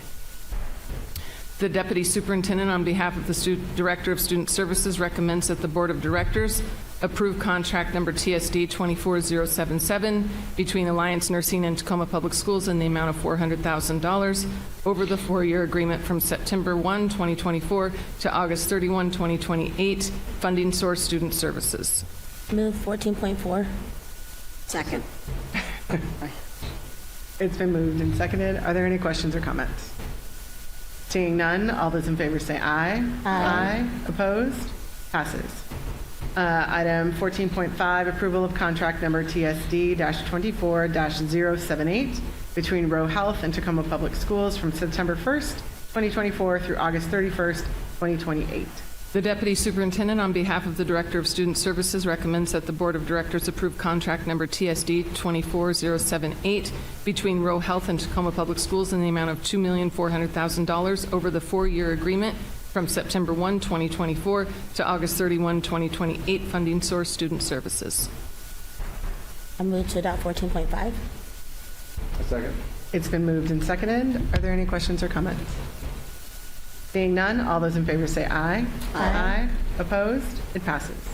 Item 14.6, approval of contract number TSD-24-079 between Soliant, thank you, Soliant Health LLC and Tacoma Public Schools from September 1st, 2024 through August 31st, 2028. This one broadens our horizons a little bit and allows us access to ASL interpreters, nurses, behavioral technicians, and other ESA staff designed to support students with IEPs. So with that said, the Deputy Superintendent, on behalf of the Director of Student Services, recommends that the Board of Directors approve contract number TSD 24079 between Soliant Health LLC and Tacoma Public Schools in the amount of $490,000 over the 4-year agreement from September 1, 2024 to August 31, 2028. Funding source, Student Services. I move 14.6. Second. It's been moved and seconded. Are there any questions or comments? Seeing none, all those in favor say aye. Aye. Opposed? Passes. Item 14.7, approval of contract number TSD-24-084, contractual agreement with Emergis Educational Staffing and Tacoma Public Schools from September 1st, 2024 through August 31st, 2029. This one is similar to the previous recommendation in that there's a variety of points of access that it will provide to us. And just an FYI, this is formerly known as Maxim, who we previously contracted with, now called Emergis. The Deputy Superintendent, on behalf of the Director of Student Services, recommends that the Board of Directors approve contract number TSD 24084 between Emergis Educational Staffing and Tacoma Public Schools in the amount of $7,500,000 over the 5-year agreement from September 1, 2024 to August 31, 2029. Funding source, Student Services. I move 14. Go ahead. To adopt 14.7. Second. It's been moved and seconded. Are there any questions or comments? Seeing none, all those in favor say aye. Aye. Opposed? Passes. Item 14.8, approval of the guaranteed maximum price, GMP, amendment. I'll read slow, Chris. Amendment number 1 to contract between Tacoma School District number 10 and Wayne's Roofing for the roofing bundle project. Thank you. We will be upgrading 7 roofs across the district. The Chief Operating Officer recommends that the Board of Directors approve the guaranteed maximum price GMP Amendment Number 1, which states the cost for the roof upgrade and replacement bundle. The Chief Operating Officer also recommends that the Board authorize the Superintendent or designee to sign said GMP Amendment Number 1 in the amount of $386,511, bringing the total consideration to $566,826, excluding sales tax. I move item 14.8. Second. It's been moved and seconded. Are there any questions or comments? Seeing none, all those in favor say aye. Aye. Opposed? Passes. Item 14.9, approval to award Musco Sports Lighting, LLC through KCDA for the purchase of field lighting fixtures and equipment. The Chief Operating Officer recommends that the Board of Directors authorize the Superintendent and/or designee to award to Musco Sports Lighting, LLC through the KCDA the purchase of field lighting fixtures and equipment for the Lincoln High School sports fields. The total award amount is $914,364, excluding sales tax. Oh, I move to adopt 14.9. I second. It's been moved and seconded. Are there any questions or comments? Seeing none, all those in favor say aye. Aye. Opposed? Passes. Item 14.10, approval of bid acceptance with McDonald Miller Facility Solutions for the Central Administration Building Boiler Upgrades Project. The Chief Operating Officer recommends that the Board of Directors accept the bid for the Central Administration Building Boiler Upgrades Project from McDonald Miller Facility Solutions in the amount of $1,681,547, excluding sales tax. I move item 14.10. Second. It's been moved and seconded. Are there any questions or comments? Seeing none, all those in favor say aye. Aye. Opposed? Passes. Item number 1411, approval of the guaranteed maximum price GMP amendment number 6 to the contract between Tacoma School District number 10 and Absher Construction for Phase 2 of the Safety and Security Upgrades Bundle Project.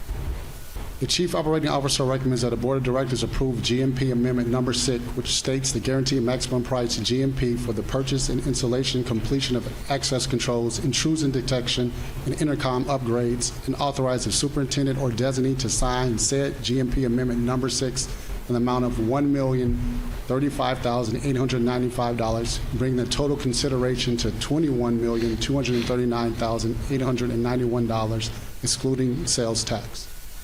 I move to adopt 14.11. A second. It's been moved and seconded. Are there any questions or comments? Question. Yeah. This second phase, is this the final phase for this Yes, level this is the of final security for all the schools that we're So going to this work is on? the final phase. We're able to save $1 million, so we're utilizing this additional $1 million to go back to make improvements or upgrades on existing systems. Excellent. Any other questions or comments? Comment. This item always makes me laugh. I think about that one time I hit it really bad. So thanks for being with me. That's all I got. Seeing no other questions or comments, all those in favor say aye. Aye. Opposed? It passes. Hold on. Let's make sure I'm on the right one. Are we on 1412? Thank you. Item 14.12, approval to negotiate an award design build alternative method contract with Absher Construction for the Energy Conservation Upgrades Project. The Chief Operating Officer recommends that the Board of Directors approve the superintendent to negotiate and award a contract with Absher Construction for the Energy Conservation Upgrades Project. I move item 14.12. A second. It's been moved and seconded. Any questions or comments on this item? Seeing none, all those in favor say aye. Aye. Opposed? It passes. Item 14.3, approval to negotiate and award design build alternative method contract with ATS Automation for the Energy Conservation Upgrades Project. The Chief Operating Officer recommends that the Board of Directors approve the superintendent to negotiate and award a contract with ATS Automation Construction for the Energy Conservation Upgrades Project. Move to adopt 14.13.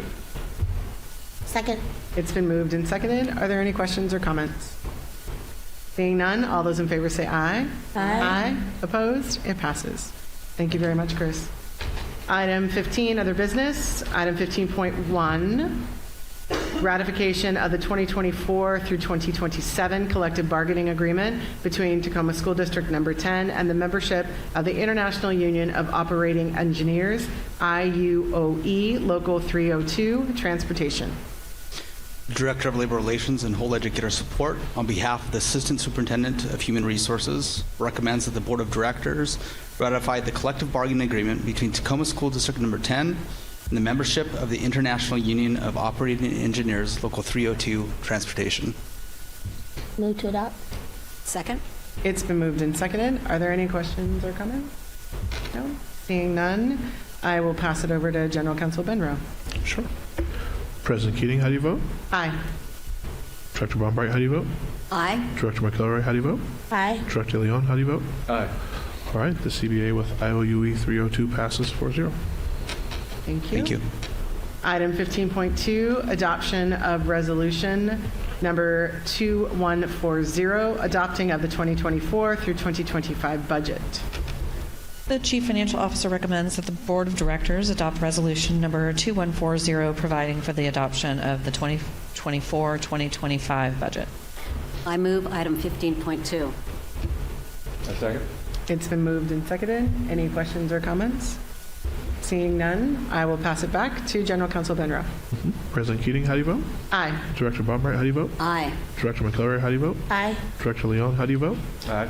All right, Resolution 2140 passes 4-0. Thank you. Item 15.4, adoption of resolution number 3. Whoop, sorry, I got ahead of myself. Item 15.3, adoption of resolution number 2144, establishment of International Student Exchange Program Trust. Thanks. Just a note on these two next items. We have, as I indicated on the presentation, that we have some trust funds, and it's a fund that is held, that is not money that we are spending. This is not our money, but we are holding it on behalf of others who have asked us to administer these funds in a certain way. And so the creation of these two trusts, there's actually our existing trusts, but the administrators have dissolved those trusts in the places that they're currently held, remitted the funds over to the school district, and now we're setting up those trusts, and we will be administering them on the behalf of the trust. The individuals who are remitting those funds to us have asked us to spend them in a certain way. The International Trust Fund is used to administer any kind of international travel that the district has decided upon. We have an administrator within the district who works with the trust to define whether or not we think it's appropriate within the expectations of how the trust was written. And then on the FOSS Trust Fund, that is a scholarship trust fund that is set up and has been administered a number of years in the past, but through a different organization. And with that, I will say that the Chief Financial Officer recommends that the Board of Directors adopt resolution number 2144 and approve the establishment of the International Student Exchange Program Trust Fund. I move item 15.3. Second. It's been moved and seconded. Are there any questions or comments? Seeing none, I will pass it over to General Counsel Benro. President Keating, how do you vote? Aye. Director Bombright, how do you vote? Aye. Director McElroy, how do you vote? Aye. Director Leon, how do you vote? Aye. Resolution 2144 passes 4-0. Item 15.4, adoption of resolution number 2145, establishment of FOSS Foundation Trust. The Chief Financial Officer recommends that the Board of Directors adopt resolution number 2145 and approve the establishment of the FOSS Trust Fund. I move to adopt 15.4. I second. It's been moved and seconded. Any questions or comments? Seeing none, move back over to you, General Counsel. Yeah. President Keating, how do you vote? Aye. Director Bombright, how do you vote? Aye. Director McElroy, how do you vote? Aye. Director Leon, how do you vote? Aye. Resolution 2145 passes 4-0. Thank you very much. And that brings us to item number 16, board comments and reports. Report. You want to go first? Report, yeah. Last week was graduation. Hi, Director McElroy. The last week was graduation. I had a lot of fun. And I think I said on the June 6th meeting, it's Juneteenth month. It's Juneteenth month. There have been so many events. I am dizzy with the amount of events that I have attended and supported and told people about. I've shared them in a few other places as well. Folks have emailed me. Were like, you were talking about events. So I was like, here they go. And then also, yesterday was actually Juneteenth. We had a great time. Washington State's largest Juneteenth Freedom Festival happened at Stewart Heights Park, right within our district boundaries. And a lot of folks utilized Fawcett Elementary School's parking lot. And they really, I heard people talking about our charging stations, which I thought was kind of cool. I was like, okay, we are coming in handy and helping people in all types of ways. And then if you do want to get involved with any more Juneteenth activities, Wright Park this weekend, both Saturday and Sunday. I do not know the times because, man, Juneteenth month. They'll be there with the New Generation 2.0. It's called the Bite of Black Business, and they're the host of both the events on Saturday and Sunday at Wright Park. And then I had a conversation with my mom, and I'm just going to say this because my mom's watching these meetings, and my mom asked me, she said, why do you keep harping on the fact that you are broke? Stop telling people that. I think it's really important because in local government, there are a lot of people who you might assume have a lot or are somehow different than you or so separated from you. I think that speaking on my truth as a former preschool teacher, speaking on my truth as like basically a volunteer elected, letting other people know that these barriers that we place between ourselves and the electeds and those who govern us, sometimes they're non-existent. So I always tell people to email the board if you want to hear from the board.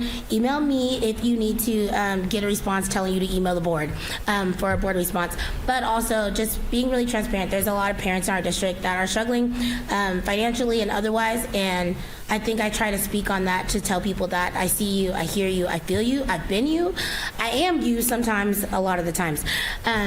So I think I just wanted to say that since my mom is watching. And then ending that with, as a former preschool teacher, recently retired from that, I really am proud of the work that I did and the work that I will do. But it is June, it is time to remind parents, especially parents of young children, the amount of water you need to be drinking. It's 2 ounces, it's like 12 times 2, whatever your age is, the 12 months. So like if your baby is 2, you need 24 ounces a day, go up from there. Because the heat and everything going on, especially at Juneteenth yesterday, just reminding folks, Pedialyte, electrolytes, get your water in, make Pedialyte popsicles if you can. It's going to be a hot one. Take care of your babies. Welcome to the summer. And for any neighborhood councils who are watching, please remind your neighbors that the children are out of school and they will be walking around our neighborhoods. If you email the school board and say, I see all these rowdy kids on my block, we will respond. It is summer, and we're so happy that they live in this community with all of you. Thank you, Director McElroy. Who would like to go next? I guess I'll go next, although Director McElroy is always a tough act to follow. Yep, thanks so much. Anyway, I did want to also say Juneteenth yesterday at the Stewart Heights Park was spectacular. And while hot, it was also spectacular to see all those great Black-owned businesses and the teen, just speaking to what Superintendent Garcia mentioned earlier about the, Juneteenth, teen queen? Oh, Miss Juneteenth. Miss Juneteenth. That was fun, watching these 7 young women really rock it up on the stage in a variety of different ways, and it was magical. So I just want to say thank you to our own Tanisha Jumper, who was one of the judges, and to Amanda, who is no longer here this evening, but who is an auntie, a community auntie who helps to support them, and to just say congratulations to all 7 of them because they just were impressive. And thank you to the families that supported them. I also wanted to say one of the things I learned yesterday at the Juneteenth meeting was run into some folks who were in the health field, and they told me about this event, which is 2 months out. So I'm giving you plenty of time to put this on your calendar. On August 24th, Saturday, August 24th, there is a free Kids Health and Safety Fair that's being put on by the City of Tacoma and Metro Parks, and of course Tacoma Public Schools has a role as well. And that is going to be at the Eastside Community Center, and they will be free bike helmets, new fall and winter coats for our students, backpacks, school supplies, haircuts, free haircuts. Doctors and nurses will be on site to answer questions, and there will be health screenings available for free, including dental and vision. And I did see dental care in a couple of the booths at the fair yesterday at the Juneteenth event, and saw lots of kids lining up and getting their teeth checked, and it was great. So it's thank you to the community medical professionals who are donating their time to be there at all these events, and put this on your calendar, August 24th from 10 to 1 at the Eastside Community Center.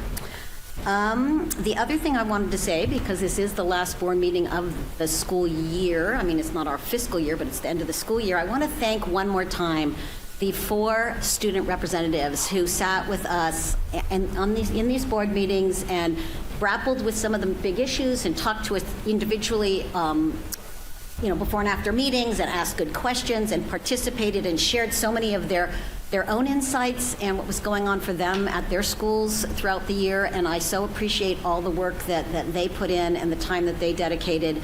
And I think I speak for my colleagues to say that having student voice on our board elevates our work and elevates our education around what's important to kids. So thanks to the 4 of them one more time, and know how much we appreciate you, and looking forward to seeing at least a couple of them return next year, I hope, and maybe a couple of new ones.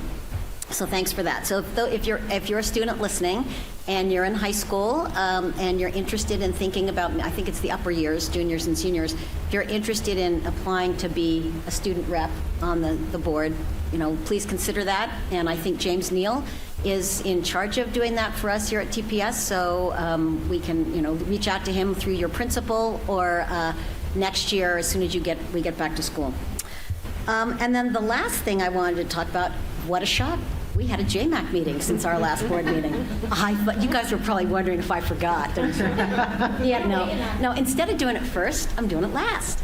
But anyway, so the JMAC meeting was great. It was on June 14th. And we, of course, talked, first of all, about teen summer late nights, which, again, Superintendent Garcia mentioned earlier. They start on Monday, and it is open to middle school and high school students. They're at the 12 sites. I believe they're the same 12 sites as last year. And from 5 p.m. to 10 p.m., if you have a student or if you are a student that is in that age group and want a place to go where you can hang with people you know or maybe meet some new friends, look that up. It's on our website. It should be all over Metro Parks website, City of Tacoma's website. Just see if you can find how to get signed up for that and also to give these kids a place to go. So thank you for all of our partners who've helped fund that and making that a real thing again this year. And by the way, just to repeat, we have had national attention on this program, and there are so many school districts in the country now that are modeling after what we did. So cheers, 3 cheers to that for that. Director Bombright? What? Pierce Transit also has a post about our late nights and how kids can get there with the bus routes. Right, perfect. Thank you for that. And Pierce Transit is one of the key partners on JMAC who actually tackled a big problem last year when we first set it up, and we were saying that it ended at 10. And, I think they were scratching their heads and saying, oops, our buses are kind of done by 10. So they just came back the next meeting and said, we heard this problem and we fixed it, and they rerouted all the bus routes and they went straight to the sites instead of 2 blocks away, and they ran their buses an hour later. And thanks to Pierce Transit, because they are just problem solvers. I love them.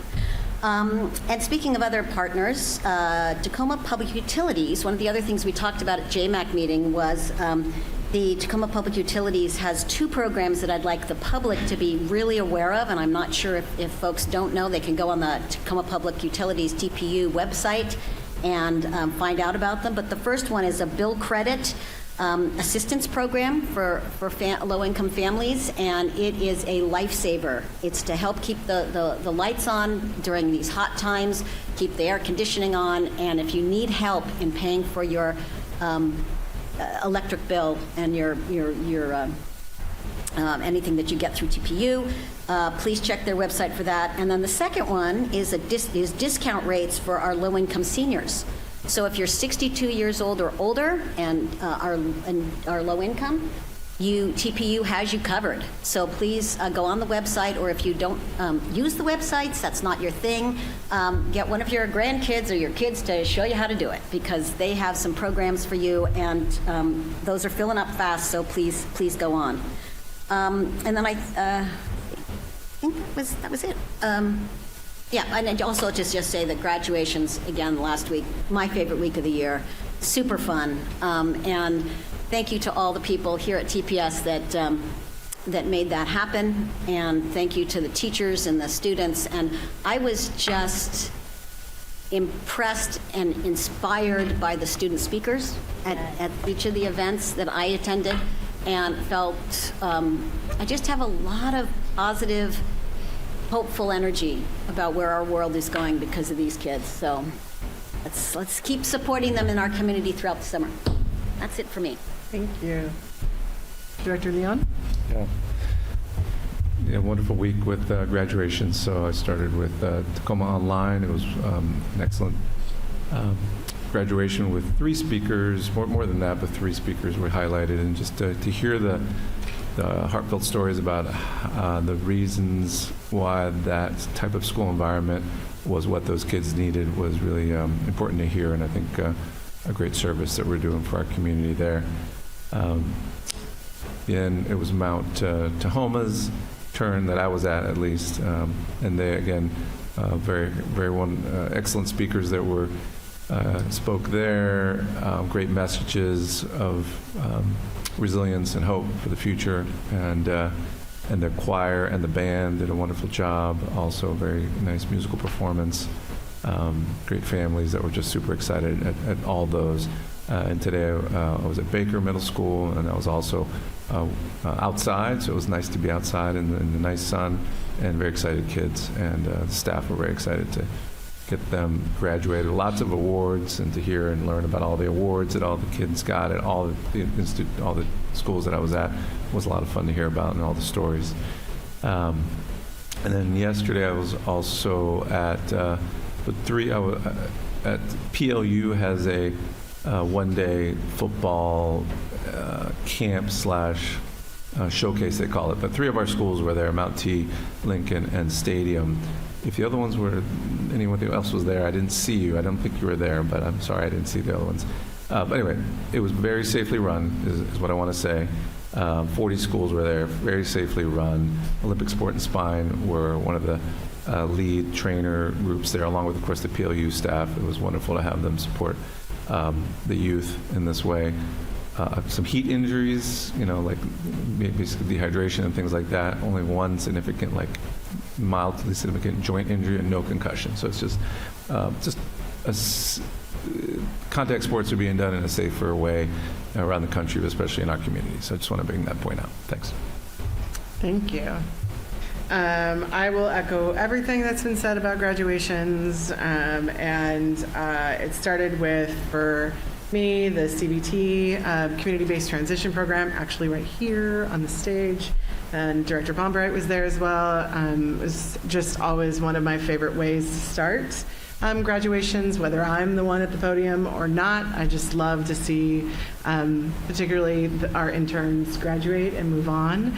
And then I was cheering in the background for Willie Stewart last Tuesday, which is also just, I think the path for those students to get their diploma is really worthy of witnessing and knowing and honoring and celebrating.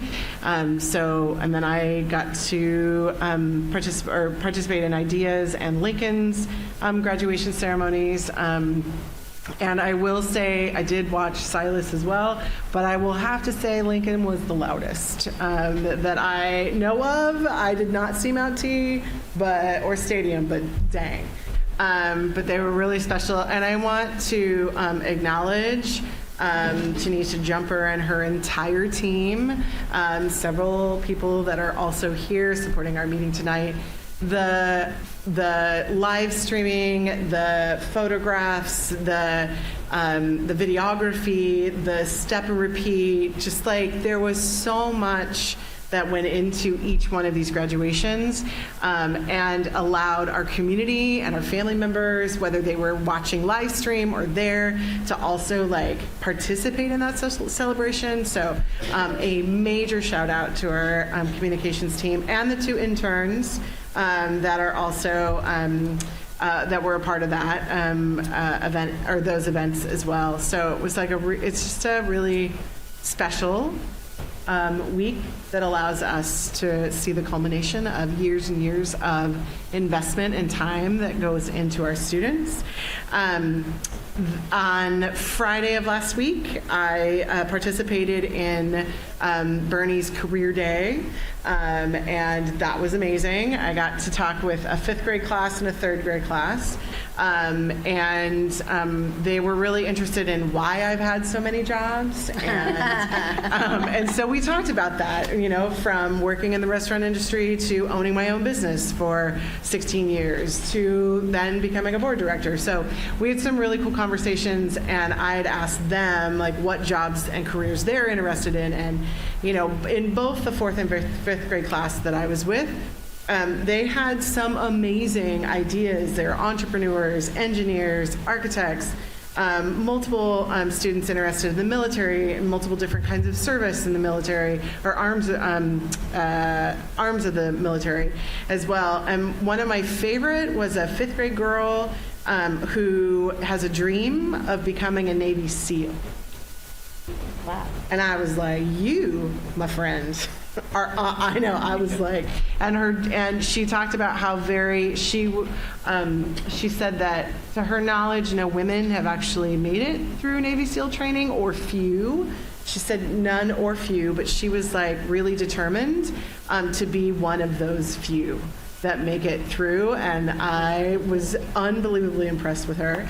And then I just want to thank, there was a wonderful third grade student who I brought my daughter with me. And when I introduced her, this wonderful young student said, well, she looks older than you do. And I said, thank you so much. It was amazing. And I know it's because she's tall, but whatever, I'll take it. And then on Tuesday, Tuesday, I volunteered at Bose Elementary for their field day. And I volunteered with the Safe Routes to School team in partnership with Second Cycle. And I was a part of the team, and I brought my daughter to that too. So there was a bike rodeo and bike helmet fitting, and there were 381 bike helmets that were given away, fitted and given away. I can say I'm a little more certified or professional at bike helmet fitting, even with ponytails. And then with Second Cycle, there were 15 bikes that were tuned up, and there were 10 refurbished bikes that were provided to students for free. And so it was a super exciting day, and the kids had an amazing time. So that was just a really, really cool thing to participate in. And it was the first time that Safe Routes to School had actually partnered with a field day. And so they will have other events and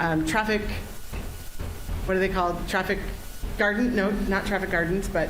Oh, the traffic circle? The traffic circles, yeah. There's going to be, I think, two at a minimum events. There might be 3. I can't remember. Kaylin Haley is the...